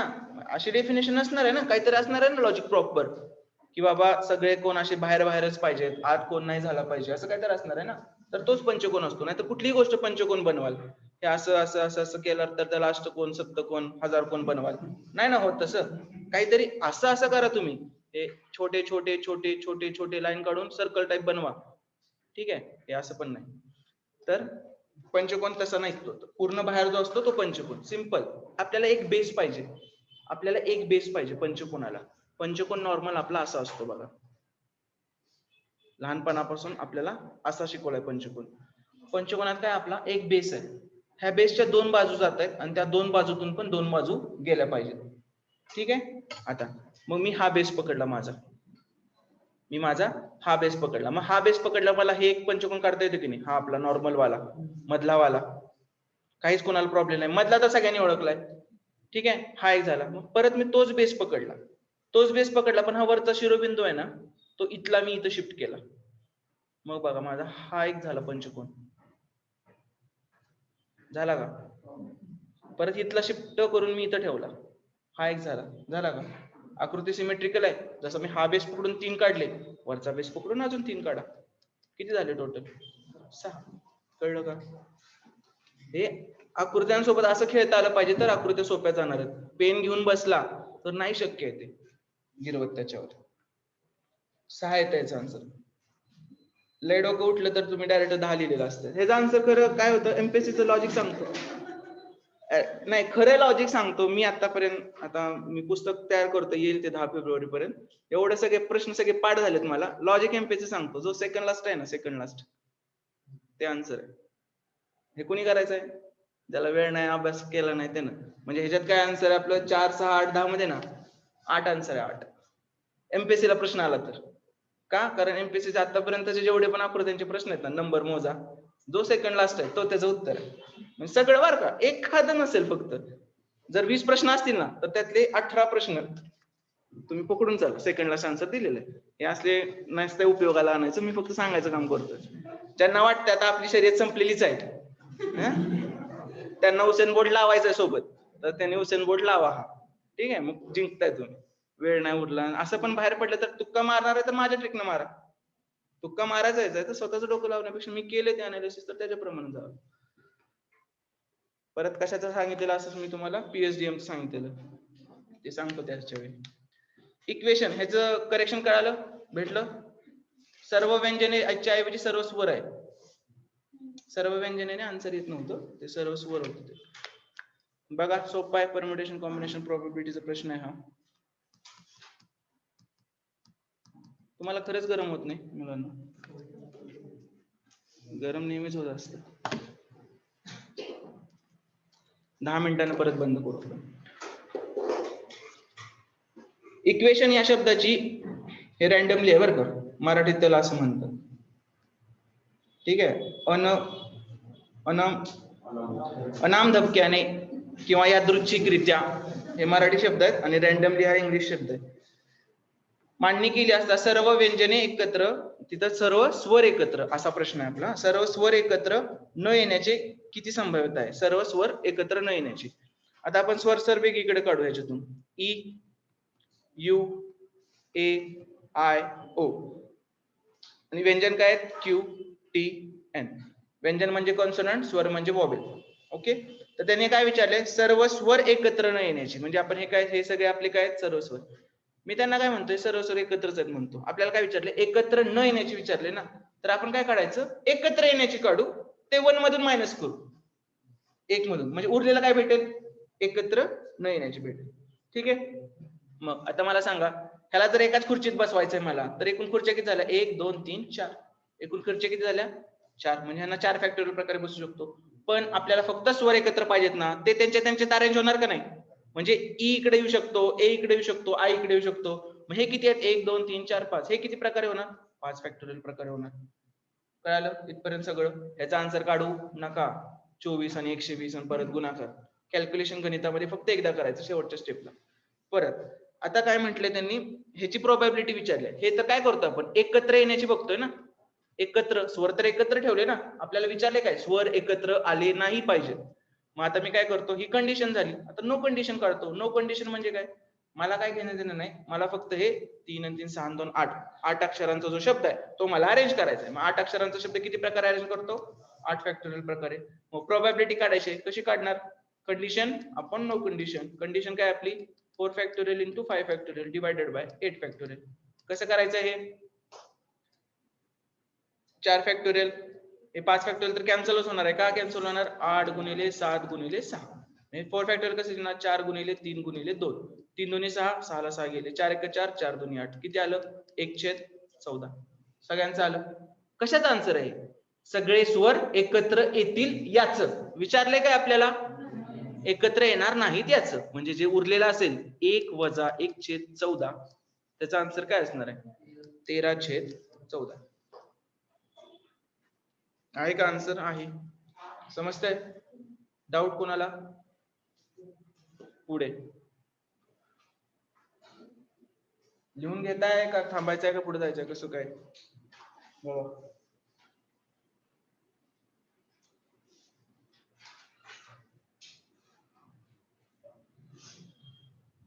किती वेळ देताय सीसॅटला अभ्यासाला? सीसॅटला अभ्यासाला किती वेळ देताय? 3 तास. ज्यांना जीएस 100 जातोय ना 100 त्यांनी 3 तास दिले पाहिजेत. ज्यांना जीएस 90 जातोय त्यांनी 4 तास द्या. जीएस 80 आहे त्यांनी 5 तास अभ्यास करा. 5 ते 6 तास. ठीक आहे सीसॅटचा. कारण 100 जाणाऱ्यांना 3 तास ओके आहे. 140 पर्यंत घ्यायला, 135 पर्यंत जायला 3 तासानं होऊन जाईल ते कव्हर. पण 100च्या जे आत आहेत ना त्यांना दोन्हीकडे तयारी करायला लागणार आहे. 100च्या आत वाल्याला ठीक आहे 90 ते 100 ऍव्हरेज स्कोर असतो जीएसचा लोकांचा. पण जे 80 पर्यंतच अडकतायत ना अजून त्यांना दोन्हीकडे फोकस करा तुम्ही. ठीक आहे. सीसॅट तर करा कारण जीएस एका स्टेप पर्यंत नाही वाढत. पण सीसॅट जेवढी तयारी करेल तेवढं तुमचं वाढू शकतं. तुम्ही जेवढं प्रॅक्टिस करेल ना तेवढं सीसॅट तुमचं इम्प्रूव्ह होऊ शकतं. सो बघा ठरवा जरा आणि घ्या सिरियस जरा. आता शेवटचा अटेम्प्ट समजून. अनिश्चितता बघतो. ऑडिओ ऐक माझा. मी टाकलाय. अरे ते आपली तारीख आली ना सगळ्यांना टेन्शन घेऊ दिलं मी आधी त्या दिवशी. इकडं तिकडं गप्पा टप्पा सगळे. दुसऱ्या दिवशी उठलो आणि टाकला ऑडिओ. तो ऐक. खूप भारी ऑडिओ बनवलाय मी. त्यानुसार तू सगळी तयारी कर. टेलिग्रामवर आहे माझ्या. निवांत अभ्यास होतो व्यवस्थित सगळा. ते बघ तू. का होतो ते का आवडला का चांगला ते पण त्यासाठी सांगतो. तो टाकला ऑडिओ 100 सबस्क्रायबर वाढले माझे. चांगला वाटला लोकांनी शेअर केला म्हणूनच वाटले ना. सिंपल गोष्ट. मी स्वतःच कोण ठरवणार माझं चांगलं आहे म्हणून? लोकांनी ठरवलं म्हणून तुला सांगितलं बघ. तर तेच मी रिपीट करणार. त्याच ऑडिओ तेच. किती बोलून बोलणार आहे मी. पुढे खोली सजवण्यासाठी 3 रंगांची निवड करायची आहे. जमलं हे का कन्फ्युजिंग वाटलं? असले प्रश्न डायरेक्ट ऑप्शन कडे जायचं. काय सांगितलंय? जर ए किंवा बी निवडला तर दुसरा. म्हणजे ए निवडला तर बी निवडायचंय. बी निवडला तर ए निवडायचंय. दुसरं काय? सी आणि डी ची एकत्रित निवड होऊ शकत नाही. म्हणजे सी आणि डी एकत्रित नसणार आहेत. परत सी एकटा पण चालेल, ए एकटा पण चालेल आणि सी ए दोन्ही पण चालते. काय घेणं देणंच नाही. म्हणजे सी एकटा पण चालतोय, ए सोबत पण चालतोय, दोघं मिळून पण चालतात. कसंही ह्या 3 कंडिशन दिले. तर बघा ऑप्शन. पहिल्या ऑप्शन मध्ये ए आहे. पण ए असला तर आपल्याला काय पाहिजे? बी पाहिजे ना. ए असलं तर बी. म्हणजे पहिला ऑप्शन कट ऑफ. दुसरं परत दुसऱ्या ऑप्शन मध्ये ए आहे तर बी नाही आहे. दुसरा पण कट ऑफ. तिसऱ्यात काय? बी आहे तर ए नाहीये. तिसरा पण कट ऑफ. चौथ्यात बघा ना सी सोबत ए असला तर चालतं नसला तर चालतोय. घेणं देणं नाही. मग सी आहे. ई चा काही विषयच नाही आणि जी चा पण काही विषय नाही. त्यामुळे ऑप्शन नंबर 4. कोणाला डाऊट काय याच्यात? आता इथं चौथ्यामध्ये जर सी सोबत डी असता तर नसतं झालं ते पण. कारण सी आणि डी एक्सक्लुझिव्ह आहेत. सी आणि डी नाहीच पाहिजेत म्हणून सांगितलं सोबत त्यांनी. वाक्यांना असं गणिताच्या भाषेत लिहून ठेवलं ना तर सोपं जातं. निम्म गणित तिथं सुटलेलं असते, फक्त तेच जमत नाही. वाक्यांना मॅथमॅटिकल फॉर्मॅट मध्ये कसं करायचं.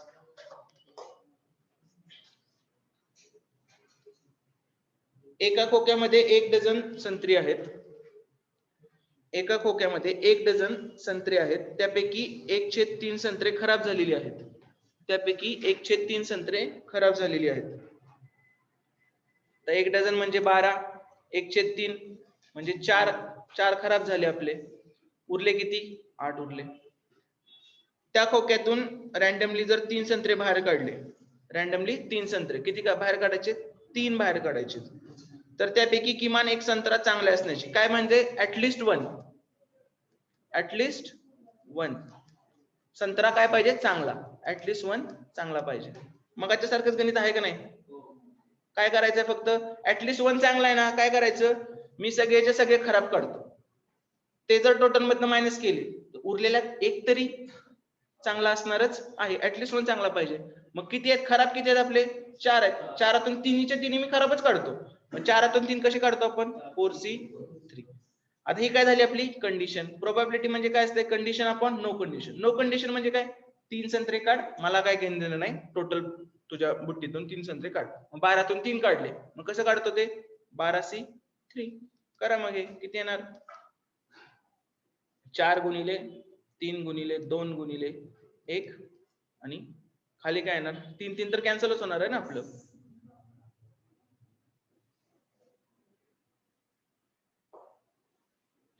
बारा गुणिले 11 गुणिले 10 करा. 4 1 4, 4 त्रिकोण 12, 3 3 गेले. हे उरले किती?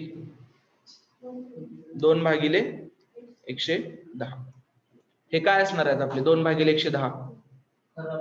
सगळ्याच्या सगळे खराब निघायची प्रोबॅबिलिटी आहे 2 भागिले 110. हे जर मी 1 मधून वजा केले, 1 वजा 2 भागिले 110, तर किती भेटते मला सांगा? 108 भागिले काय घेणं देणं नाही, सगळं बरोबर येतंय. रिडक्शन केले पर्यायामध्ये फक्त. ठीक आहे, 108 भागिले 110. ह्याला जर डबल करू का मी? 216 भागिले 220. कळलं का? समजलं का? हे अजून पण कमी झालं असतं. 1/55च यायला पाहिजे होतं आपलं खरं तर. नंतर गुणिले 4 करायला पाहिजे होतं, पण आपण एक आधी स्टेप केली. कळलं? ऍटलिस्ट वाले गणित कशी सोडायचे कळलं? हे जी दुसरी मेथड काय माहितीये का? चांगले एवढे आहेत ना, मग एकदा 8C1 पकडा इंटू 4C2 करा, अधिक 8C2 इंटू 4C3, परत 8C3 इंटू काहीच नाही. हे सगळं एवढं मोठं करायला लागतं. त्याच्यापेक्षा हे उलट करायचं डायरेक्ट. खराब विचारलेत तुम्हाला, ऍटलिस्ट वन चांगला विचारलेत तर खराब काढा, टोटल मधून ते मायनस करा. पुढे डाऊट असतील तर विचारा रे. तुम्ही आधी सगळं शिकून टेस्ट सिरीज लावले, असं समजायला मी शिकवतो, अशा स्पीडने शिकवतोय मी. शहरातील बऱ्याच मॅनेजमेंट संस्थांनी मॅनेजमेंट करण्यासाठी जे स्थानिक विद्यापीठांनी किंवा तंत्र शिक्षण विभागाने मान्यता दिलेली नाही, मोठ्या प्रमाणात विद्यार्थ्यांना प्रवेश दिलेला आहे, म्हणजे इलिगल प्रवेश दिला कोर्सेसने. अशा तुम्ही कृती काय कराल? अशा सर्व संस्थांची मान्यता विद्यापीठाने व तंत्र शिक्षण विभागाने त्वरित काढून घेण्यात यावी. हे एवढे तडकाफडकी निर्णय नाही, पहिला चूक. दुसरं, अशा सर्व संस्थांना विद्यार्थ्यांना फी परत देण्यास व फक्त मान्यता प्राप्त कोर्सना प्रवेश देण्यास सांगाल. बरोबर आहे. दुसरं. तिसरं, अशा सर्व विद्यार्थ्यांना इतर संस्थांमधील मान्यता प्राप्त कोर्स बदलून घेण्यास, अरे घेतील ते बदलून, त्यांची फी कोण रिटर्न करणार? ठीक आहे, त्यामुळे तिसरं पण तुम्ही सल्ला द्यायला काय जाते, त्यांची फी अडकली नाही एका ठिकाणी, म्हणजे आधी तुम्हाला संस्थांना फी देण्यास सांगायला लागेल आणि नंतर मुलांना मान्यता प्राप्त कोर्समध्ये प्रवेश मिळवून द्यायला लागेल. ठीक आहे, तुमची कृती असणार आहे फक्त 2 बरोबर.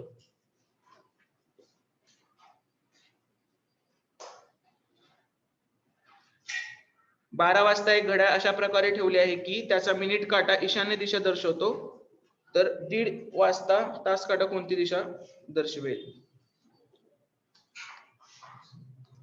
हे 12 वाजलेत, 12 वाजता कुठली दिशा दर्शवतोय? ईशान्य. मी स्टँडर्ड दिशा इथं काढून ठेवतो. पूर्व, पश्चिम, उत्तर, दक्षिण, उपदिशा आग्नेय, नैऋत्य, वायव्य, ईशान्य. म्हणजे 12 वाजता ईशान्य, तर 1:30 वाजले, 1:30 वाजता इकडे असतं ना सगळं. ईशान्याच्या खालची कुठली आहे? पूर्व. पूर्व. समजलं? पुढे 66 हा प्रश्न म्हणत होतो मी, एमपीएससी विचारणारा. सगळ्यात सोपा प्रश्न, चुकणार कुठे? गोल करताना. बाहेर येऊन सांग सिली मिस्टेक रे, 2.5 मार्काने माझी प्रिलिम्स गेली. आणि मला एक कळत नाही, प्रिलिम्सने मी 1 मार्कानेच का जाते रे लोकांची? ज्यांची जाते त्यांची 1 मार्कानेच का जाते? त्यांना तर वाटत असेल इंजिनिअरिंग सारखं पाहिजे होता, ग्रेस मार्क 39 ते 40 करतात तसं. तर 1 मार्काने वगैरे काही केलेले नसते, कट ऑफ नंतरच ते त्यांचे मार्क रिव्हील करत असतात आपल्याला. त्यामुळे आपल्याला वाटतं की 1 मार्कानेच गेली. जाते बऱ्याच जणांची, पण सगळ्यांचीच नाही. पुढे नंतर मी कधी म्हटलं तर मला पण तुम्ही तेच म्हणा, अरे मेन्स गेली माझी, इंटरव्ह्यू गेला माझा. पुढे रुची व सुरेश हे विवाहित जोडपे असून त्यांना मनीषा व दिव्या नावाची मुले आहेत. काय सांगितलंय? मुलगा आणि मुलगी जोपर्यंत जेंडर कळत नाही तोपर्यंत नावावरून ठरवायचं नाही. रुची मुलगी नाहीये, सुरेश मुलगा नाही, मला नाही माहिती कोण आहे. असतील पण नंतर प्रूव्ह पण होतील, पण जोपर्यंत मला कळत नाही तोपर्यंत ते काही असू शकतं. मी त्यात सांगतो, त्या सम्यक सरांना सांगतो, एक प्रश्न असा टाका की बाबा नावं उलटी करा, सगळी भेळ मिसळ करून टाका, नाही तर सगळी नावच अशी घ्यायची, किरण, मृणाल, मग बसा ठरवा तुम्हीच काय. रुची व सुरेश, रुची आणि सुरेश जोडपे आहेत. त्यांना मनीषा व दिव्या नावाची 2 मुले आहेत. हे मुले म्हणजे मुलगा मुली नाहीये, ते मुलं असे मुले आहेत. मनीषा आणि दिव्या, मनीषा आणि दिव्या ही 2 मुले आहेत. पुढे दिव्याने अमितशी विवाह केला आहे. दिव्याने कुणाशी विवाह केलाय? अमितशी. अजून मला जेंडर नाही कळलं, अमित मुलगा आहे का मुलगी आहे मला माहित आहे का? अजून नाही माहिती. आणि अमित हा गौरी व तरुण यांचा मुलगा आहे. आता मला कळलं अमित मुलगा आहे. मग आता जर मला अमित मुलगा कळला असेल तर मी आता दिव्याला मुलगी ठरवलं. कळलं? मग अमित कुणाचा मुलगा आहे? गौरी व तरुण, गौरी आणि तरुण, गौरी व तरुण यांचा मुलगा आहे. निशी अमितची मुलगी आहे. निशी कोणाची मुलगी आहे? अमितची मुलगी आहे. गोल केलं. करुणा ही अमितची बहीण आहे. करुणा ही अमितची बहीण आहे. करुणा बहीण आहे, मुलगी करून टाकला लगेच तिला आपण. व तिचा विवाह हरीशशी झाला आहे. व तिचा विवाह, बरीच मोठी फॅमिली दिसते यांची. व तिचा विवाह हरीशशी झालेला असून त्यांना विजय परीक्षित मुले आहेत. त्यांना मुले कोण आहेत? विजय आणि परीक्षित. विजय परीक्षित. गौरी परीक्षितची आजी आहे. आता मला जेंडर कळतंय बरं का गौरीचं. गौरी जर परीक्षितची आजी असेल तर हा परत तरुण मुलगा होणार. तिचं नाव गौरी आहे म्हणून ती स्त्री नाहीये, ती परीक्षितची आजी आहे म्हणून ती स्त्री आहे. मनीषा निशीची मावशी आहे. मनीषा कोण आहे? निशीची मावशी आहे. बहीण. कळालं? संपलं. एवढंच कळतंय आपल्याला. खालीलपैकी कोणते विधान बरोबर आहे? तरुण दिव्याचे काका आहेत. दिव्या कुठे, तरुण कुठे? सासरकडचं रिलेशन झालं, सासरे झाले ना, सासरे झाले ते पहिलं चूक. दुसरं, विजय हा मनीषाचा मुलगा आहे. नाही, विजय करुणाचा मुलगा आहे. मनीषा त्याचं नातं काय कसं होईल? आत्या होईल. मनीषा त्याची आत्या होईल. बघा ना, करुणाच्या नवऱ्याची बहीण म्हणजे वडिलांची बहीण त्याची. गौरी ही हरीशची सासू आहे. गौरीची मुलगी करुणा आणि तो तिचा जावई म्हणजे गौरी तिची सासू झाली. चौथं काय? निशी करुणाची चुलत बहीण आहे. निशी करुण, जनरेशन गॅपच वेगळं आहे ना, त्यामुळे मग तर काही विषयच नाही, चुलत बहीण तर येऊ शकत नाही. पुढे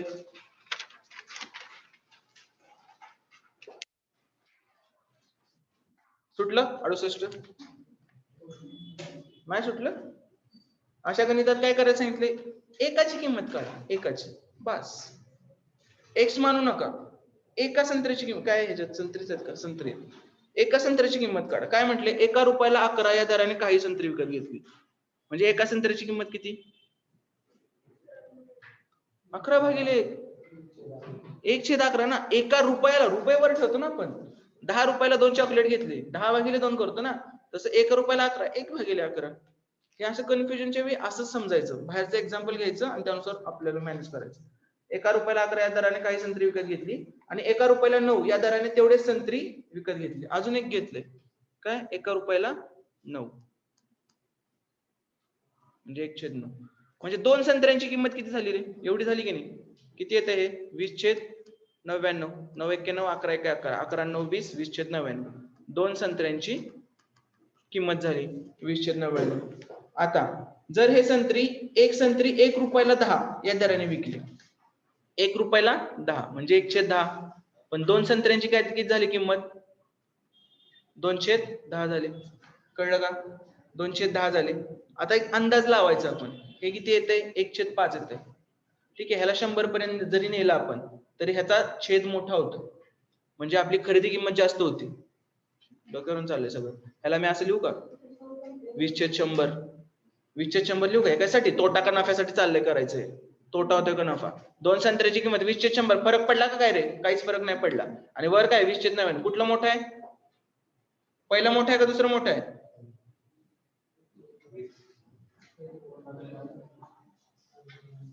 ग्रॅज्युएशन सगळ्यांचे झाले? प्रामाणिकपणे सांगा, 4थीच्या आतला आहे का नाही? स्कॉलरशिपच्या एक्झामला मला अजून आठवते 4 द्यायचे असे अपूर्णांक आपल्याला. काय मोठा आहे? पहिलं मोठं आहे ना. अंश समान असेल तर ज्याचा छेद मोठा तो अपूर्णांक लहान. अरे कोण आहे हा? ठीक आहे, पुढे म्हणजे आपलं काय पहिलं मोठं झालं. मग पहिलं मोठं म्हणजे खरेदी जास्तीला झाली, विक्री कमी झाली, म्हणजे झाला काय? तोटा झाला ना. मग 20/99 मोठ्यातून छोटा वजा होतो ना नेहमी. 20/100. कळलं? मग किती येणार याचं आन्सर? किती येणार आन्सर याचं? हे किती येणार? 2000. हे किती येणार? एवढं काय करायची गरज नाही रे. 198 वर 2 शून्य टाका आणि खालचं किती येणार? 9900. हा काय झाला? तोटा झाला. कळलं का? घाबरू नका ह्या गोष्टीला. हा तोटा झाला आपला. हा जर आपला तोटाच असेल, आपली खरेदी काय परत 20/99. कळलं का? तोटा आणि नफा कशावर असतो? नेहमी खरेदीवर. जोपर्यंत ते सांगत नाही तोपर्यंत. आजकाल सुरू केले विचारायला, विक्रीवर पकडला तर काय होईल? त्यावेळी विक्री पकडायचं बेसला, आणि जर काय दिलेलं नसेल तर खरेदीवरच असतो नेहमी. मग सांगा मला हे किती होते? 2 उरतंय. 2/99 उरतंय. 0 0 जात आहेत आणि खालचं पण 20/99, खालचं पण 20/99 गुणिले 100 जर केलं तर काय असतं? तोटा भागिले खरेदी किंमत गुणिले 100 बरोबर पर्सेंटेज तोटा. 1 आणि 1%. आलं का आन्सर? 1% तोटा. आकड्यांवर जाऊ नका, खूप छोटे आकडे ते, दिसायला 0 0 वाढल्यामुळे मोठे दिसतात. 69. एवढा सोपा प्रश्न नाही विचारत कधी कोण.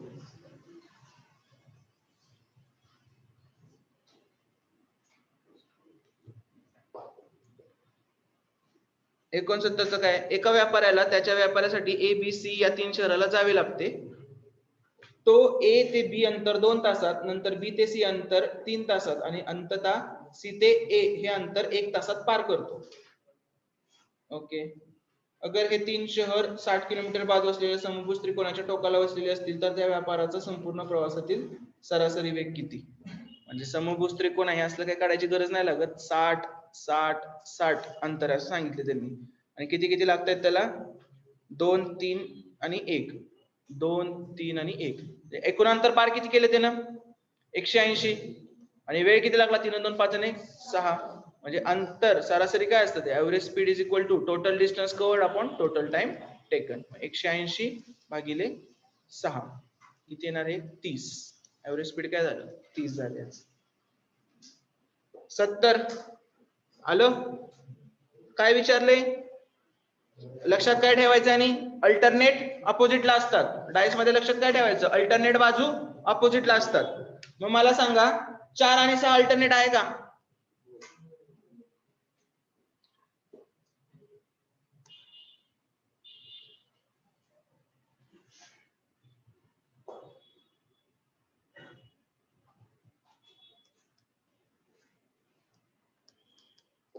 मला सांगा 4 आणि 6 अल्टरनेट आहे का? म्हणजे हे कधीही दिसायला नाही पाहिजेत आपल्याला 3 डायमेन्शनल मध्ये, कधीही दिसायला नाही पाहिजे ते. ठीक आहे. तर मग पहिलं बघा 4 आणि 6 आहे का? चालतंय बाबा. ठीक आहे. ते नाही दिसलं पाहिजे, 1 5 नाही दिसलं पाहिजे, 3 2 नाही दिसलं पाहिजे आपल्याला. ठीक आहे. ह्या गोष्टी दिसल्या नाहीत पाहिजेत. ऑप्शन नंबर 3 बघा 4 आणि 6 दिसतंय का? ते कधी दिसायला नाही पाहिजे होतं ना. थोडक्यात मला काय म्हणायचंय, ह्या अशा 3 गोष्टी असतील माझ्याकडे, ठीक आहे, पेपर आणि हे मोबाईल एक तिसरं. हा मोबाईल असा होणार आहे आणि हे असं होणार आहे, म्हणजे ही बाजू आणि ही बाजू मला दिसायला नाही पाहिजे ना एकाच वेळी, मागच जाणार आहे कायम. पण तिसऱ्या ऑप्शन मध्ये तर ते तसं दिसतंय आपलं. ओके, त्यामुळे ते येणार नाही. बाकी कुठेही तसं होत नाही बघा, बाकी कुठेही तसं झालेलं नाही. 2 आणि 4 कुठं अल्टरनेट आहे? 2 आणि 3 अल्टरनेट आहेत, म्हणजे दिसू शकतात, सांगता नाही. जसा डायस फिरवेल त्याच्यावर डिपेंड आहे, दिसू शकतात. डायस असा कुठलाही डायस वर्ण फिरवा ना तुम्ही, काही चेंज होऊ शकतो ना याच्यात. फक्त वर्णच फिरवला, 1 2 6 हा पहिला डायस आहे, मला नाही माहिती, फक्त मी हा 1 वरच ठेवून उजवीकडे फिरवला तर 2 च्या इकडची साईड दिसणार ना, आपण सांगू नाही शकत. पण ह्याचं फिक्स सांगू शकतो की 4 आणि 6 दिसणारच नाहीत, 1 आणि 5 दिसणारच नाहीत, 3 आणि 2 दिसणारच नाहीत. बाकीच्यांचं नाही सांगू शकत फिक्स. काय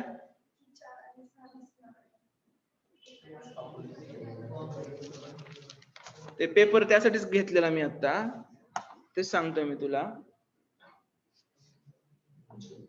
ह्याचा डायस बनवायचा आपल्याला. हे असं जाईल, हा माझा मोबाईल असं जाईल, हे नेहमी बॅक साईडला असणार आहे ना. तू कुठं पण फिरव, तू इकडून बघितलं ही बाजू दिसेल ना तर ही दिसेल ना. आता मोबाईल दिसतोय का? नाही दिसत. आता हे एसीचा रिमोट दिसतोय का? नाही दिसत. सेम त्या टाइप मध्ये तुमच्यासाठी थोडस मज्जा,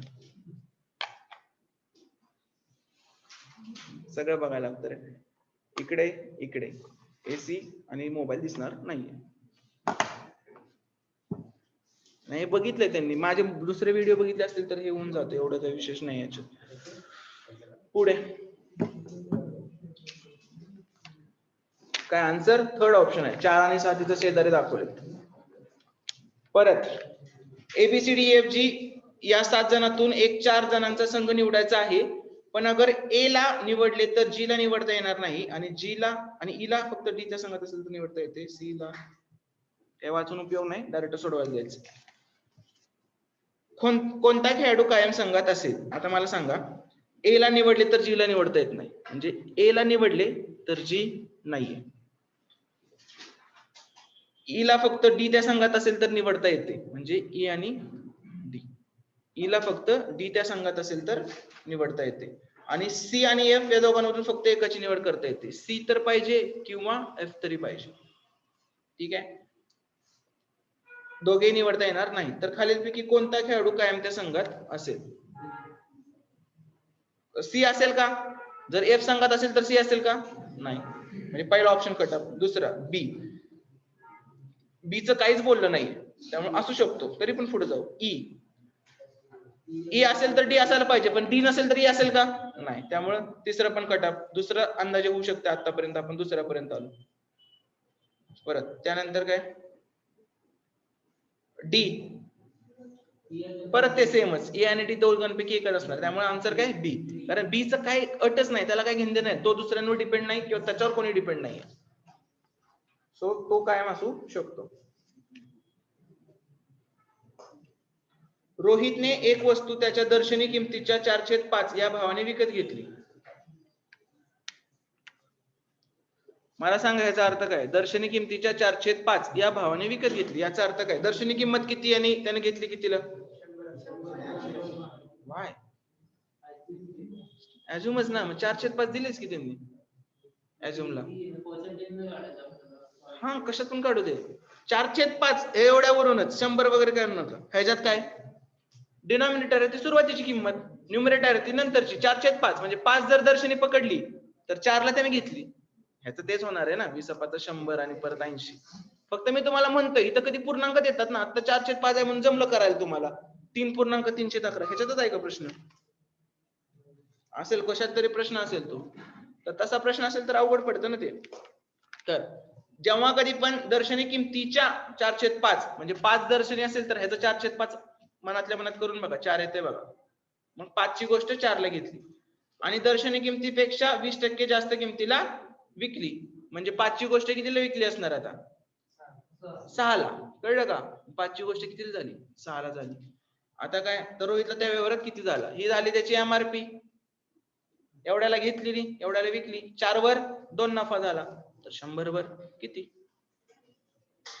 50%. कळलं का? 100 घेतलं तरी तेच होणार आहे. 80चं काय होईल इथे, 120. 80 ची गोष्ट 120 म्हणजे 80 वर 40, तर 100 वर किती, 50. जेवढे आकडे मोठे तेवढं कॅल्क्युलेशन मोठं, तेवढे चुकण्याचे चान्सेस मोठे. पुढे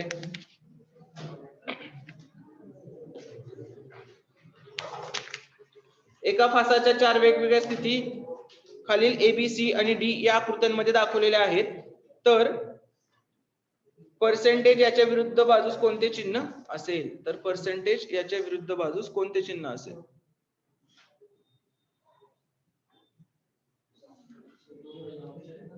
काय करायचंय, पर्सेंटेजच्या विरुद्ध विचारलंय, पर्सेंटेजच्या शेजारचे सगळे वजा करा.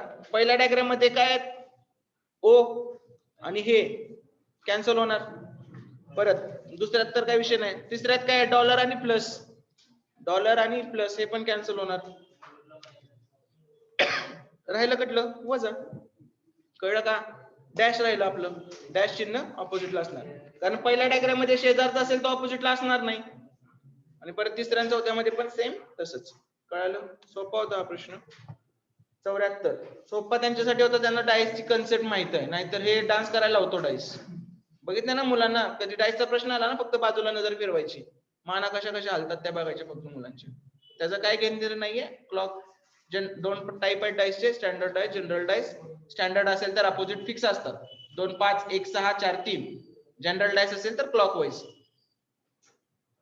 नंतर आता जेव्हा प्रश्न येईल तसं त्यावेळी, आता तर नाही आला, येईल प्रश्न, सगळ्या टेस्ट सिरीज मीच घेतो, कधीतरी येईल तेव्हा मी सांगेन, त्यावेळी ते टॉपिक शिकवतो. एका फळ विक्रेत्याने एके दिवशी विक्रीसाठी 5 रुपये प्रति किलो या भावाने 100 किलो आंबे विकत घेतले. 5 रुपयाने 100, एकूण किती झाले, 500. त्याने सुरुवातीला 8 रुपये प्रति किलो या भावाने आंबे विक्रीला सुरुवात केली.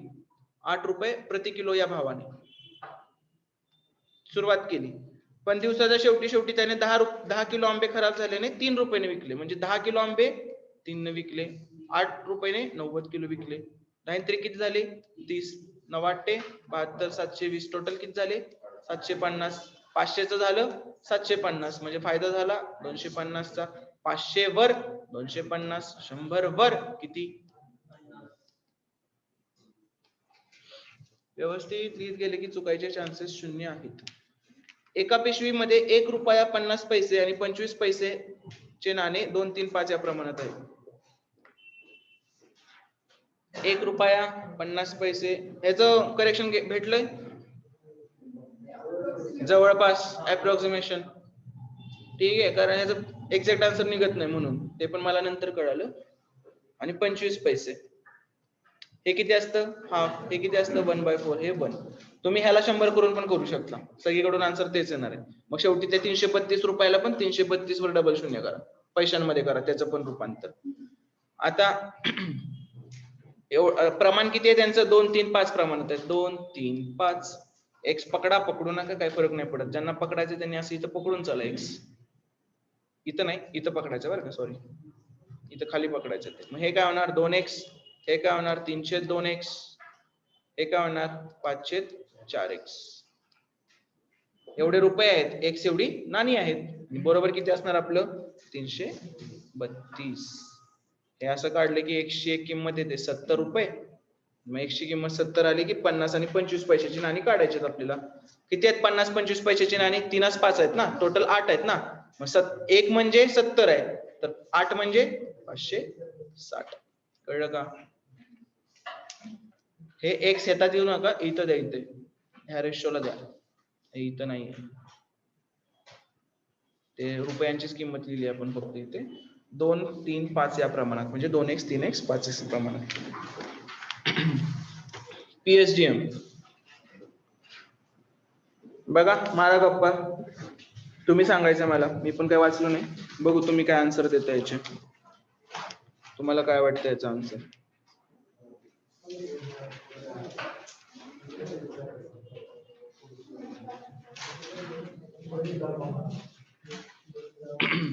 बसा बसा बसा 10 मिनिटं बसा, ह्याच्यातून पण 12.5 मार्क मिळणार आहेत. तुम्ही क्ष शहराचे रहिवासी आहात आणि एका गैर मुस्लिम संघटनेचे अध्यक्ष आहात. तुमच्या शेजारी एक मुस्लिम कुटुंब राहते. त्या कुटुंबाचा प्रमुख हा तुमचा लहानपणापासूनचा मित्र आहे व तुम्ही एकाच ठिकाणी कामाला आहात. तुमच्या राज्यामध्ये झेंडा पिक्चर आठवायचं लगेच. ठीक आहे, अशी स्टोरी प्रश्नात घुसू नका, तुम्ही तुमची स्टोरी रिलेट करा. झेंडा पिक्चर आठवा, त्यात ती स्टोरी आहे याच्यात सांगायची त्यांना. तुमच्या राज्यामध्ये गोमांस खाणे व बाळगण्यावर बंदी लागू करण्यात आली आहे. तुमचा मुस्लिम मित्र तुमच्याकडे या बंदीबद्दल असंतोष व्यक्त करतो. झेंडा नाही रे, मोर्या ना, मोर्या मोर्या. तुमच्या राज्यामध्ये गोमांस खाणे व बाळगण्यावर बंदी लागू करण्यात आली आहे. तुमचा मुस्लिम मित्र तुमच्याकडे या बंदीबद्दल असंतोष व्यक्त करतो. तुम्ही देखील या गोमांस बंदीबद्दल साशंक आहात. एके दिवशी तुम्ही तुमच्या मित्राला गोमांस घेऊन घरी येताना बघितले व मित्रास विचारणा केली असता त्याने देखील ते मान्य केले. लय असे डेंजर प्रश्न आहेत हे. कधी आयुष्यात एमपीएससी हात नाही घालणार अशा प्रश्न विचारायला. तर यानंतर तुम्ही काय कराल? तुम्ही तात्काळ जवळच्या पोलीस स्टेशनला जाऊन कायदा भंगाची नाही, ठीक आहे. दुसरं, तुम्ही तुमच्या मित्राला गोमांस भक्षण करण्यापासून परावृत्त करण्याचा प्रयत्न कराल. ओके, पुढे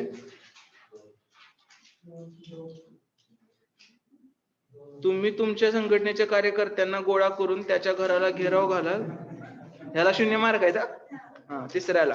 चौथं काय, तुम्ही व्यक्ती स्वातंत्र्याचे पुरस्कर्ते आहात व त्यामुळे तुम्ही मित्राचे आहार स्वातंत्र्याचा आदर करा. एक सेकंड. अरे चिल. हा, तेच बघू ना आपण. असं झालं ना, आपल्याला फक्त एकच ऑप्शन एलिमिनेट करता आला. फक्त चौथा पण ऑप्शन खूप भारी आहे. तुम्हाला वाटेल की नाही चौथा पण भारी, आपल्याला फक्त एक एलिमिनेट करता आला की तुम्हाला कोणी अधिकार दिलाय त्याला जर हे करून करायचं. त्यामुळे तिसरा ऑप्शन एलिमिनेट आहे. बाकी सगळे ऑप्शन बेस्ट आहेत, त्यातून तुम्हाला अजून बेस्ट निवडायचं. परत प्रश्नाकडे वळायचं. काय सांगितलंय? तुमच्या शेजारी एक मुस्लिम कुटुंब राहते. त्या कुटुंबाचा प्रमुख हा तुमचा लहानपणापासूनचा मित्र आहे व तुम्ही एकाच ठिकाणी कामाला. काय घेणं देणं, मी देशाचा आहे सगळ्यात पहिलं हे. ठीक आहे, मी तुम्हाला खरं सांगतो, ह्याचं उत्तर काय द्यायचं ते देऊ दे ह्या पेपरच्या लेखकांना, पण मी सांगतो तुम्हाला की तसंच करायला लागेल. म्हणजे ते पण माझंच होणार मत तरी पण करेल. एमपीएससी कॉन्स्टिट्यूशनलाच वर ठेवते, काही होऊ दे. बरं, दुसरं, आता बघा, तुमच्या राज्यामध्ये गोमांस खाणे व बाळगण्यावर बंदी लागू करण्यात आली आहे. दिस इज द इम्पॉर्टंट थिंग. तुम्ही देशाचे आहात ना, त्याच्यावर बंदी आहे. मग तुम्हाला काय करायचं? तुम्ही तात्काळ जवळच्या पोलीस स्टेशन मध्ये जाऊन कायदा भंगाची तक्रार नोंदवा. या वाक्याला 2.5 मार्क पाहिजे. तुमचा मित्र तो वेगळ्या ठिकाणी कायदा मोडला, मग तर परत खून कराल. तुम्ही त्याला समजावून सांगणार, इथं ठीक आहे गोमांस आहे, तुम्हाला काय वाटत नाही, प्राण्याची हत्या झाली, आणि त्यानं खून करून आला आणि तुम्हाला सांगितलं तर हे बघ पिशवीत काय आहे माझ्या, हा, मग काय करणार तुम्ही? हा, समजावून सांगतो का? एखादी गोष्ट ती सगळीकडे लागू झाली पाहिजे ना. सेम सिमिलर कंडिशन तुमच्या समोर ठेवली मी. खून करून आला सांगितलं, चोरी करून आला सांगितलं, मग त्यामध्ये त्याच्या ह्याच्यावर पांघरून घालणार आहे का? तो गुन्हा मग माहित आहे तुम्हाला, ते मीम चालूच आहे आता. हा, काय मीम नाही माहिती? सध्या कुत्ता तेच ना, मग तसंच होणार ना. काय त्याचे काय असेल ते. पुढे ह्याचा आन्सर 1 पाहिजे, ह्याच्यात 2 दिले. मी ह्याचं पण आन्सर सांगतो, या सरांचं पण आन्सर सांगतो, मी माझं पण आन्सर सांगतो तुम्हाला.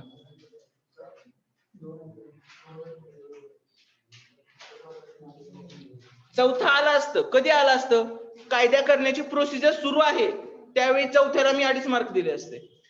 पण इथं सांगितलंय तुमच्या राज्यामध्ये गोमांस खाणे व बाळगण्यावर बंदी लागू करण्यात आलेली आहे. आणि बंदी कोण काय असं नाही, सरकारच लागू करतो. ठीक आहे, त्यामुळे काय जोरात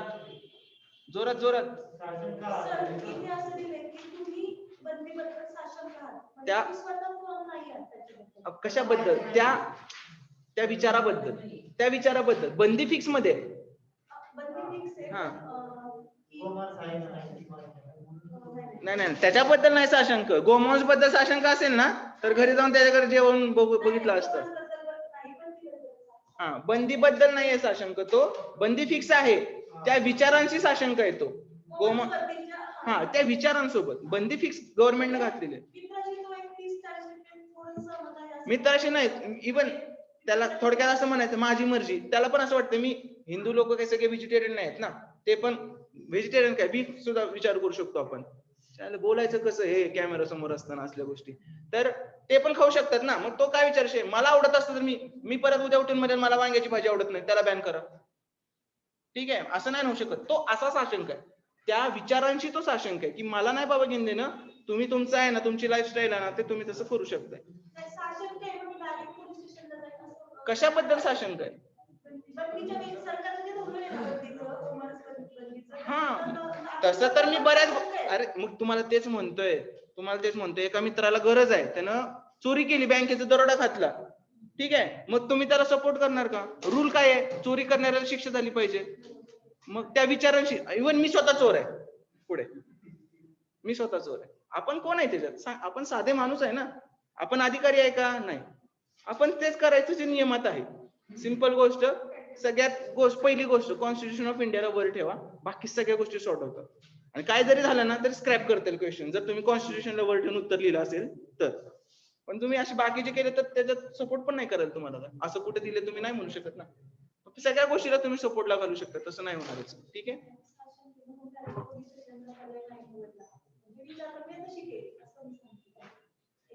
शासन कशाबद्दल, हा बोल. कॉमन मॅन आहे, कॉमन अधिकारी असतो ना तर तूच त्याला हाताला उचलून नेला असता ना, तू पोलीस स्टेशनवर गेला नसता. अधिकारी असता तर तू ओढून नेला असतास त्याला, तू ऑफिसर असता त्याच्या जागी. तू कॉमन मॅनचं काम आहे, कॉमन मॅन दबंग बनायचंच नाही ना. कॉमन मॅनकडे एकच अधिकार आहे आपला, कंप्लेंट करणे, सिंपल एक अधिकार आहे. अरे मग अशा किती तुम्ही साशंकाच्या गोष्टी किती होऊ शकतील, तुम्ही कायच, हेच चाललंय ना जगात. आता जगात काय चाललंय, हेच तर चाललंय, सगळे गप पडून नाही, कोण काय करणच झालं. तुझा जो मुद्दा आहे शासनचा मला कळला की तो, मला सांग आपण एखाद्या गोष्टी, कुठला कायदा आला, सिंपल रिलेटेड थिंग, हे पण रिलेटेडच आहे म्हणे, 2 वर्षापूर्वी हेच सगळं हे होतं ना, रिलेटेड थिंग घेऊ आता, कृषी कायदा. हा, तू त्याच्या सपोर्ट मध्ये नाहीये, ठीक आहे, पण एक जण काय करतोय, आता कृषी कायद्यातली गोष्ट काय, आता जुना कृषी कायदा घेऊ की बाबा त्याच्या माध्यमातून, मंडीच्या माध्यमातून विकायचं होतं, ठीक आहे, तू काय करतोय, तुझा एक मित्र तो शेतकरी आहे, ठीक आहे, तो विकतोय आणि तू त्या कृषी कन्यामध्ये ते अडतीयेस, म्हणजे काय दलाल आहेस, ते हे व्यवहार लावून देतस तशी. मग तू काय करणार, मित्र आहे बाबा सोडून देतो. जेव्हा तुझ्यावर सोबत येतंय त्यावेळी तू रूल दाखवतेस त्याला, तुला मंडीत रूज गेलं पाहिजे, आणि जेव्हा तुझं कशात काय नाहीये तेव्हा काय नाही. बेस्ट गोष्ट सांगतो, लक्ष द्या, आता सगळं सॉर्ट होईल. परत पॉलिटिकल सायन्स ऑप्शनल होतं ना माझं, त्यामुळे असल्या गोष्टी येतात बऱ्यापैकी जरा. ह्याला काय म्हणतात, नाव विसरलो मी आता ह्याच्या गोष्टीचं, डिसिजन मेकिंगच आहे. डिसिजन मेकिंग आहे. तुमच्याकडे एक रूट आहे, माहित असेल, बऱ्याच जणांनी ऐकलं असेल, पण अजून मजा येईल. तुमच्याकडे एक रूट आहे असा, तुम्ही ट्रेन चालवता, इथे ट्रेन चालवता, इथे ना ग्रुप जेवायला लागलाय, रुळावरच जेवतोय, कामगार आहे, ट्रेनचं काम करतोय, 5 जण आहेत, रुळावरच जेवतात, आणि इथे एक म्हातारी पडली अशी रुळावरच. तुमच्याकडं खूप प्रचंड स्पीड आहे, झटक्यात निर्णय घ्यायचा आहे, तिथं वर बघायचा, झटक्यात निर्णय घ्यायचा आहे. हा, झटक्यात निर्णय घ्यायचा आहे तुम्हाला, काही नाही, राईट किंवा लेफ्ट टाकायचंय, आजूबाजूच्या गोष्टी आणायच्या नाहीत, उचलून जाईल म्हातारी, ते पळून जातील, तसल्या गोष्टी आणायच्या नाहीत अजिबात, ठीक आहे, तसल्या गोष्टी अजिबात आणायच्या नाहीत. तुम्ही आता बघा, तुम्ही या ट्रेनचे ड्रायव्हर आहात, मी बोलेपर्यंत कुणी काही बोलायचं नाही. तुम्ही या ट्रेनचे ड्रायव्हर आहात, मला सांगा किती जण राईट टर्न घेतील? अरे आल्याला पहिलं वाक्य आपलं, greatest good of greatest number, किती जण राईट टर्न घेतील, किती जण लेफ्ट घेतील?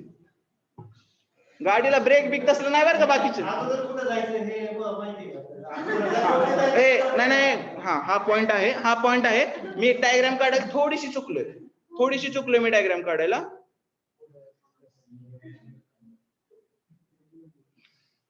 ठीक आहे, असं जर असेल आणि हा असा आहे, हा रूट आहे, हा लेफ्ट नाही, किती जण सरळ जातील आणि किती जण राईटला घेतील? राईटला किती घेतील?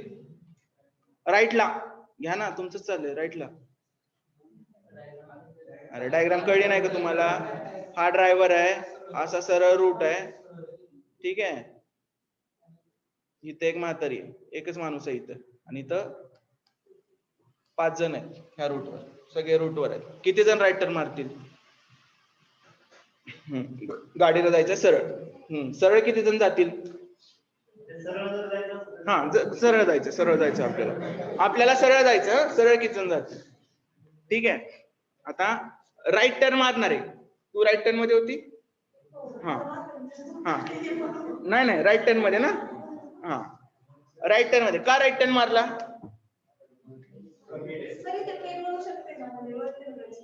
हो एकाला मारणं प्रेफर केलं 5वा मारण्यापेक्षा. सिंपल. बरोबर. एकाला मारणं प्रेफर केलं. ठीक आहे. ही गोष्ट झाली. अजून राईट टर्न घेण्यामध्ये अजून कोणाचं काय हात वेगळं काय कारण? राईट टर्न का घेतला? म्हातारी आहे म्हणतोय, तिचं वय झालंय असं, पण हे कामगार आहेत. जास्त आहे. ठीक आहे. म्हणजे इथं 5 म्हातारे असत्या आणि इथं एकच धडाकडा असतात. तर काय? ठीक आहे. तर थोडक्यात कन्क्लुजन काय? 5पेक्षा एकाला मारण्यातला तुम्ही महत्व दिलं, म्हणजे ते योग्य समजलं. महत्व नाही, कमी सौम्य शिक्षा झाली. ठीक आहे. आता सगळं मान्य ना? सगळं. आता सेम असंच चाललंय. इथे एक ब्रिज आहे. ठीक आहे. इथे एक ब्रिज आहे. ही ट्रेन अशी चाललेली आहे. ही म्हातारी नाहीये. आता एकच रूट आहे आपला, सरळ रूट चाललाय. ठीक आहे. सरळ रूट चाललाय आपला. तुम्ही आणि तुमचा मित्र इथं उभा आहे. तुमच्या मित्राचं वजन आहे 1000 किलो. भिक्षोपेक्षा 10 भिक्षू मावतील एवढा मित्र आहे तुमचा. ठीक आहे. 10 भिक्षू मावतील. भिक्षू WWE मधले कॅरेक्टर आहे. कॅरेक्टरच म्हणतो बरं का, प्लेअर नाही, कारण तो हे आहे, ते काय म्हणतो आपण, रियालिटी सिरीज आहे ते काय रिअल नसतं ते. तर तुमचा एक भिक्षू एवढा मित्र आहे. इथं तुमच्यात ताकद जास्त आहे. तुम्ही काटकोळे, पण तुमच्यात ताकद जास्त आहे. आणि होणार असं आहे, तुम्ही जर त्या भिक्षूला ढकललं या रुळावर, तर ती ट्रेन थांबणार आहे. किती जण तुमच्या मित्राला रुळावर टाकतील? तेच चाललंय ना. 5 जणांना वाचवण्यासाठी एकाचा जीव. आता काय करणार? तुमच्याकडे काय नाही, नुसतं असं ढकललं की पडणार आहे भिक्षू, पण त्याच्यामुळे ट्रेन अडणार आहे. आता भिक्षूला मारायचं, मित्राला मारायचं. इथं तुम्ही राईट टर्न घेताय आणि इथं नाही घेत.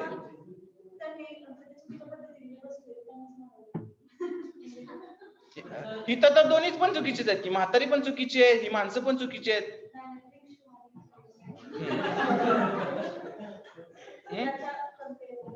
झालं.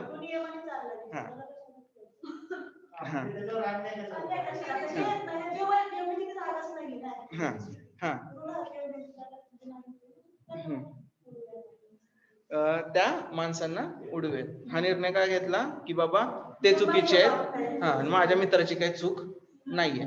तशी इथं म्हातारीची पण नव्हती, पण इथं तुम्ही तो नियमात आहे. बर, म्हणजे ही नियमात नाहीये, हे नियमात आहेत. दोघं पण चुकीचे आहेत ना. बर ठीक आहे. आता काय झालं? आता समजा हे काहीच नाहीये. त्या 5 लोकांच्या वरून ती गाडी गेली.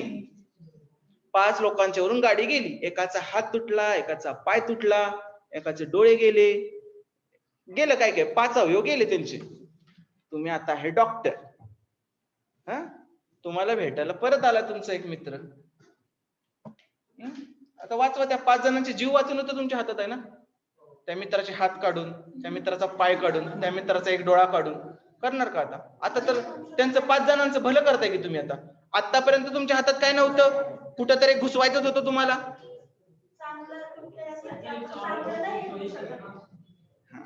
मग सगळ्याचं कन्क्लुजन एकच आहे. जिथं गोष्ट आपल्यापाशी येते तिथं तुम्ही कचरताय पुढे जायला. जिथं दुसऱ्याची आहे तिथं तुम्ही असं का करताय? जिथं ती म्हातारी होती, बिंदास उडवा की तिला. तेव्हा काय नाही बघितलं, तेव्हा greatest good of greatest number बघितलं तुम्ही. आणि आता तुमच्या मित्रावर आली, तुमच्यावर वेळ आली, त्यावेळी तुम्ही हे करताय. सेम तसंच तुम्ही त्या ह्याच्या बाबतीत करताय. माझा मित्र आहे, मी त्याला समजावून सांगतो, तुम्ही साशंक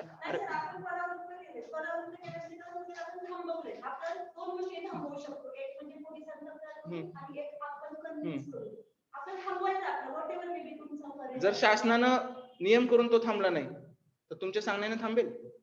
जिथं दंड आहे, समोर दंड दिसतोय त्याला, त्यानं तो थांबला नाही तर तुम्ही समजावून थांबेल?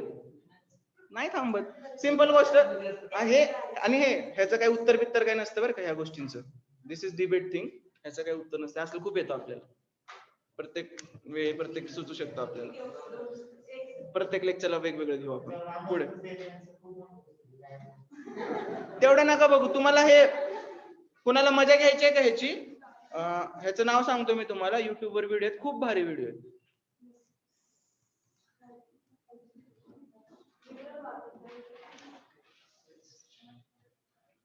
Justice with Michael sandal. खूप मस्त. 10 व्हिडिओ आहेत त्याचे, 10 वेगवेगळ्या गोष्टींवर. हा एक व्हिडिओ आहे. एक तो बोटीचा व्हिडिओ आहे. बोटीमध्ये तिथं रिअल घटना आहे. 4 जण असतात बोटीमध्ये. अन्न नसतं, काय नसतं. शेवटी वेळ येते माणसांना मारून खायची. तुम्ही काय कराल? त्याच्यावर आहे. दुसरी एक गोष्ट आहे ती रिअल आहे बरं का केस. आता त्याचा जस्ट निर्णय लागलाय. त्या केसचा निर्णय आता लागला, त्या बोटीच्या केसचा, एक 3-4 वर्षापूर्वी. परत अजून एक गोष्ट आहे, टॅक्स का द्यायचा. मी नाही देत गव्हर्नमेंटला टॅक्स, माझं मी सगळं करतो. अशी एक त्याला मुलगी तिथं डाऊट विचारते त्याच्या लेक्चरमध्ये. मायकल सँडेलला डाऊट विचारते. मग त्याच्यावर एक लेक्चर आहे. असे त्याचे 10 ते 12 लेक्चर्स आहेत. ते बघा, मजा आहे. कधी कधी एमपीएससी ला जे तुम्ही जीवन बनवलंय ना, ते जरा बाजूला करून ह्या गोष्टी पण आनंद घ्या. म्हणजे नंतर मरताना वाटणार नाही, काहीच केलं नाही रे, 38 वर्षापर्यंत नुसतं अटेम्प्टच देतोय मी, काही झालं पण नाही माझं. असं नका वाटायला. ह्या सगळ्या मजा घेत चाला तुम्ही. आणि सगळ्या अभ्यासाच्या मजा, फालतूगिरी काय नाही. त्याच्यातून तुमचं व्ह्यू एवढा मोठा बनणार आहे ना. ठीक आहे, पुढे. लयच मोठं डिस्कशन झालंय का ह्याच्यावर. पुढे तुम्ही डायरेक्टर थोडं डिस्कस करू. तुम्ही राज्य वितरण कंपनीमध्ये अधिकारी आहात. तुमची बदली एका शहरात झाली आहे ज्या ठिकाणी विजेवर आधारित छोटे उद्योग कार्यरत आहेत. तुमच्या असे निदर्शनास आले आहे की जवळपास सर्व उद्योगांना वीज चोरी मार्फत वीज पुरवठा होत आहे. स्थानिक राजकीय नेत्यांच्या समर्थनाने आतापर्यंत त्यांच्या कुठलीच कारवाई झालेली नाही. तुम्ही ज्यावेळी वीज चोरी थांबवायचा प्रयत्न केला तेव्हा तुम्हाला खूप विरोध होत आहे. तुमच्यावर एके ठिकाणी शारीरिक हल्ला देखील झालाय. सदर परिस्थितीत तुम्ही काय कराल रे?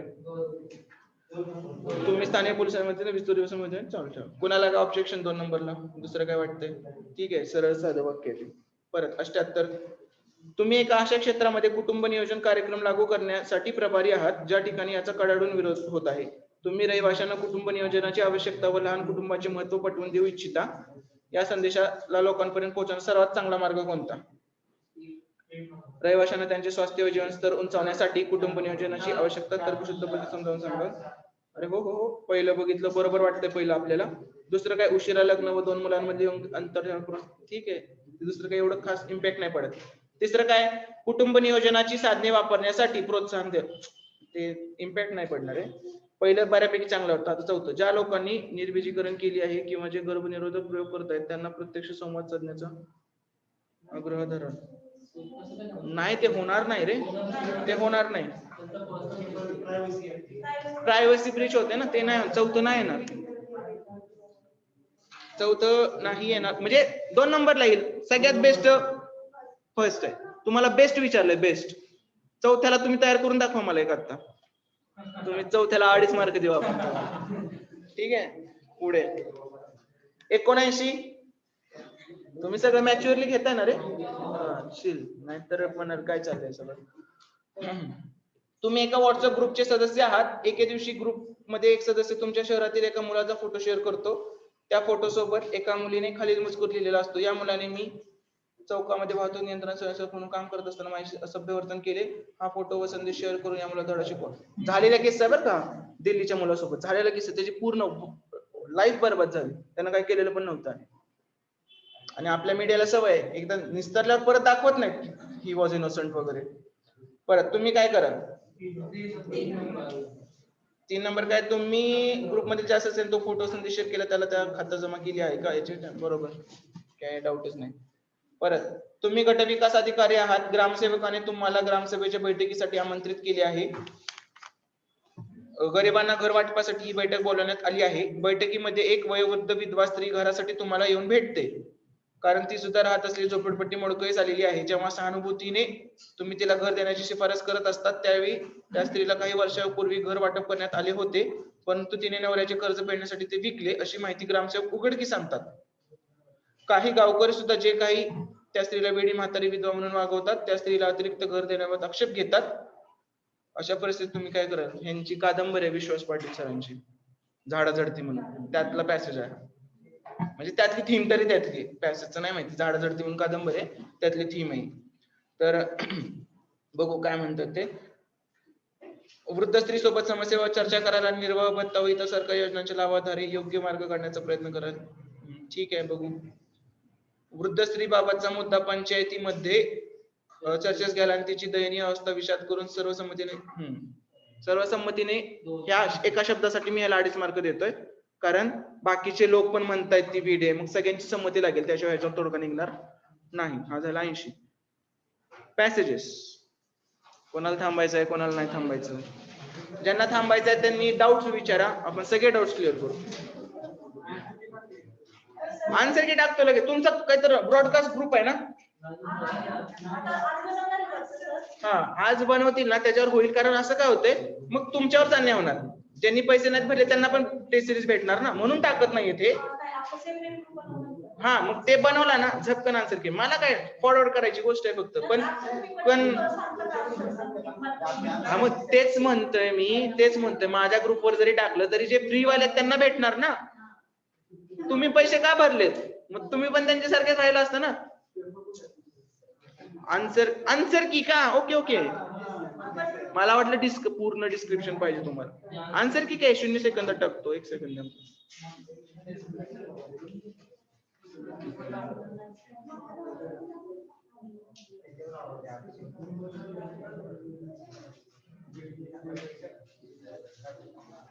हे बघा, ह्याच्यावर टाकतोय मी, लक्ष द्या.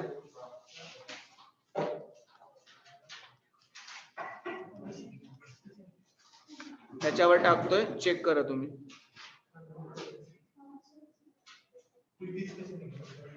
काय आन्सर की डिस्कशन नाही रे टाकू शकत, मग ते त्यांचं हे होईल ते तसं. अरे कसं टाकू तुम्हाला? एकेकाला सेंड करू का मी?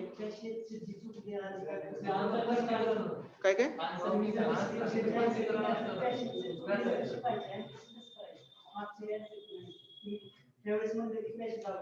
घे ना, अगोदर नाही पॅसेज घेणार म्हटलेलं रे मी.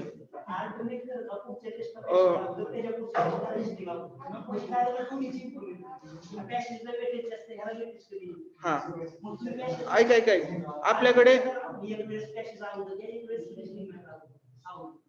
ऐक, पॅसेज मी आता सुरू केलं, वेळ आपल्याकडे अर्धा तास. हा ऐक ना, आता सुरू करतो ना मी पॅसेज, मी 2 तास बसेल तर माझं काय नसतं बघ. अरे पण मी काय म्हणतो, आता सुरू करतो मी पॅसेजेस. बसायचं का? मी तेच म्हणतोय, कधी काय घेतलं मला काय नाही फरक पडत. हे आधी काय घ्यायचं असतंय, कोण बघत नाही पॅसेजेस, तुला फ्रँकली सांगतो. आणि मी greatest good of greatest number ह्याला फॉलो करणारा माणूस आहे. मी तुला तेच म्हणतोय, आता इथं हात वर करायला लावतोय मी. पॅसेज आधी का हे आधी त्याच्यावर. हा, मग तुला तेच म्हणतोय मी, तू दिली. हा रे, मग ते आता बनवतील ना, एका वेळेस झपकन सगळं भेटेल तुला, नको टेन्शन घेऊ. मला एक प्रायव्हेट मेसेज कर, तुला मागचे दोन्हीचे आन्सर पाठव, डिस्कशन पूर्ण डिस्क्रिप्शन. ठीक आहे? हा तेच, मला हाय म्हणून मेसेज पाठव, आय वॉन्ट ऑल डिस्क्रिप्शन असं पाठव, मी तुला लगेच सेंड करतो. तेच म्हणतो मी तुला लगेच सेंड करतो मी. आपण पब्लिकली नाही करू शकत. तू 2,500 रुपये भरलेत, लोकांना फ्री मध्ये का देतील ना? तुझ्यावर अन्याय येतो, आमच्यावर नाही अन्याय. आम्हाला एकदा टेस्ट झाली, संपला विषय ना. अरे पॅसेज आधी घ्यावी, ह्या मताच्या हात वर करा, हात वर करा. पॅसेज सुरुवातीला आलेले मी पहिल्या प्रश्नापासून सुरू करतो. तू स्वतः बघ रे, जर या 50 लोकांच्यात असं मत आहे तर अख्खं पब्लिक बाहेर आहे. ते बाहेर ऑनलाईन पण 100 जणांनी टेस्ट घेतली. तुला तेच म्हणतोय, हाय म्हणून मेसेज पाठव, मी तुला सगळे डिस्क्रिप्शन देतो आणि पुढच्या वेळी आपण पॅसेज पण घ्यायचे. आणि आता पण पॅसेज घ्यायचे, मी तयारी करून आलोय पॅसेजची, सगळे मी वाचून आलोय पॅसेज. माझं काहीच नाही, मी तुम्हाला डाऊट विचारा म्हणतोय त्यामुळेच तर. कारण पॅसेज काय त्यात लॉजिक नाही, कन्सेप्ट नाही, असं काही नाहीये त्याच्यात. सिंपल गोष्ट आहे, वाक्य बघायचं, उत्तर लिहायचंय. बोल. एक मिनिट, मी आता ते तेच आहे ना, तेच आहे मग डिस्कशन, तेच आहे. तुमचा फक्त ग्रुप तर बनवू दे, तुमचा फक्त ग्रुप बनवू दे, खूप भारी भेटेल. आलेत ना ग्रुप?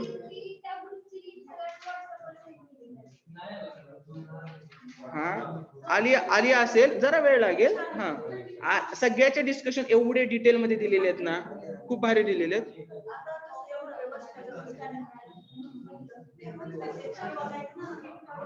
एसी सॅट 8 आहे ना रे, 8 आहे. मी फॉरवर्ड केलेली आहे ग्रुपवर, चॅनलवर.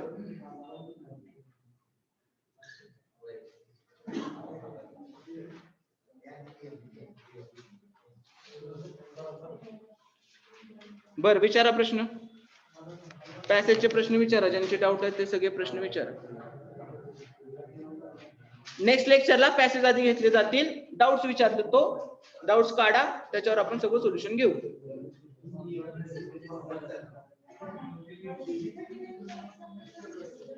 या ग्रुपवर टाकलेले आहेत, या चॅनलवर सर्च करा, जाता येते बरोबर. अभिषेक सीसॅट वर आन्सर की टाकलेली आहे, त्याच्यात जाऊन बघा. कारण माझ्याकडे तेवढा एकच ग्रुपचा ऍक्सेस आहे, हे बाकीचे त्यांचे ग्रुप आहेत, ह्याच्यात मी ग्रुप केलाय. टाकली आहे, भेटली सगळ्यांना? ठीक आहे. हे डिस्क्रिप्शन टाकायचं काय ना, माझ्याकडे आत्ता आहे पेपर, मी असं फॉरवर्ड करू शकतो, फक्त सगळ्यांना नाही द्यायचं आहे म्हणून. माझं तर काहीच जात नाही ह्याच्यात. फ्री वाल्यांनी बघा, पेड वाल्यांनी बघा, माझं तर काहीच जात नाही. ठीक आहे. आणि ह्याच्यावर 2019 सगळे पेपर आहेत मॅथ रिझनिंगचे, सगळे A to Z या चॅनलवर, युट्यूबच्या. सगळे तुम्ही डिस्कशन बघा, एक भारी डिस्कशन आहे, एकदम शॉर्ट पद्धतीनं, कन्सेप्ट ओरिएंटेड सगळं शिकवलेलं आहे मी. सगळे लेक्चर बघा, कंबाईनचे, गट क चे, गट ब चे, CDPO चे, 2019 ला जे जे काय झाले ते सगळं याच्यात आहे. मेन्स, पूर्व, राज्यसेवा सगळं. अरे विचारताय ना, बोल बोल.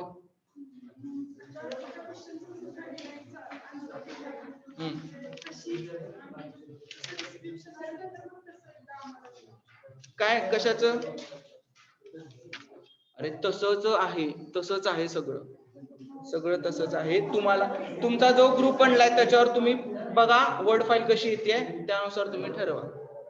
खूप भारी डिस्कशन दिले आहे आपल्याकडे, त्याच्यावर सगळं भेटेल तुम्हाला. ज्यांचे पॅसेजचे डाऊट आहेत त्यांनी प्लीज विचारा. आणि हे सेटअप कसं आहे, का बोर्ड पाहिजे? चालतंय ना, हे जरा शॉर्टकट काढलाय ऑनलाईन वाल्यांसाठी. मित्रा विचार. अरे बसलोय मी त्यासाठी, 2 तासाचं लेक्चर आहे, 1.5 तास झाला आता. अरे मी तुला तेच म्हणतोय, तुला येणारे विचार तरी तू काहीतरी स्किप काहीतरी केलं असेल ना.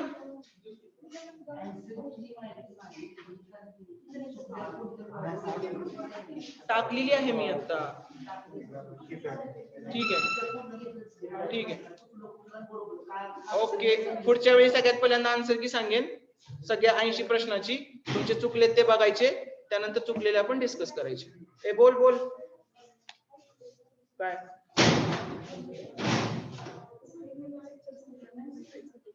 हा खाली खाली चालतंय, जाऊ शकता. कोणाला डाऊट असेल तर विचारा, मॅथ रिझनिंगचे विचारा, कुठले पण डाऊट विचारा, वेळ आहे आपल्याकडे. नाहीतर मीटिंग एंड करायची म्हणून, बाकी काही नाही, मीटिंग एंड करायची. ओके.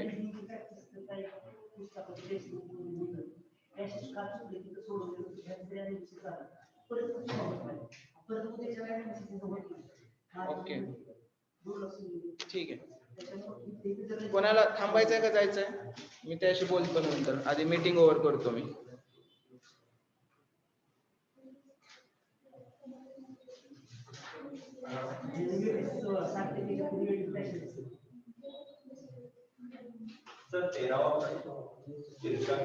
एक सेकंद.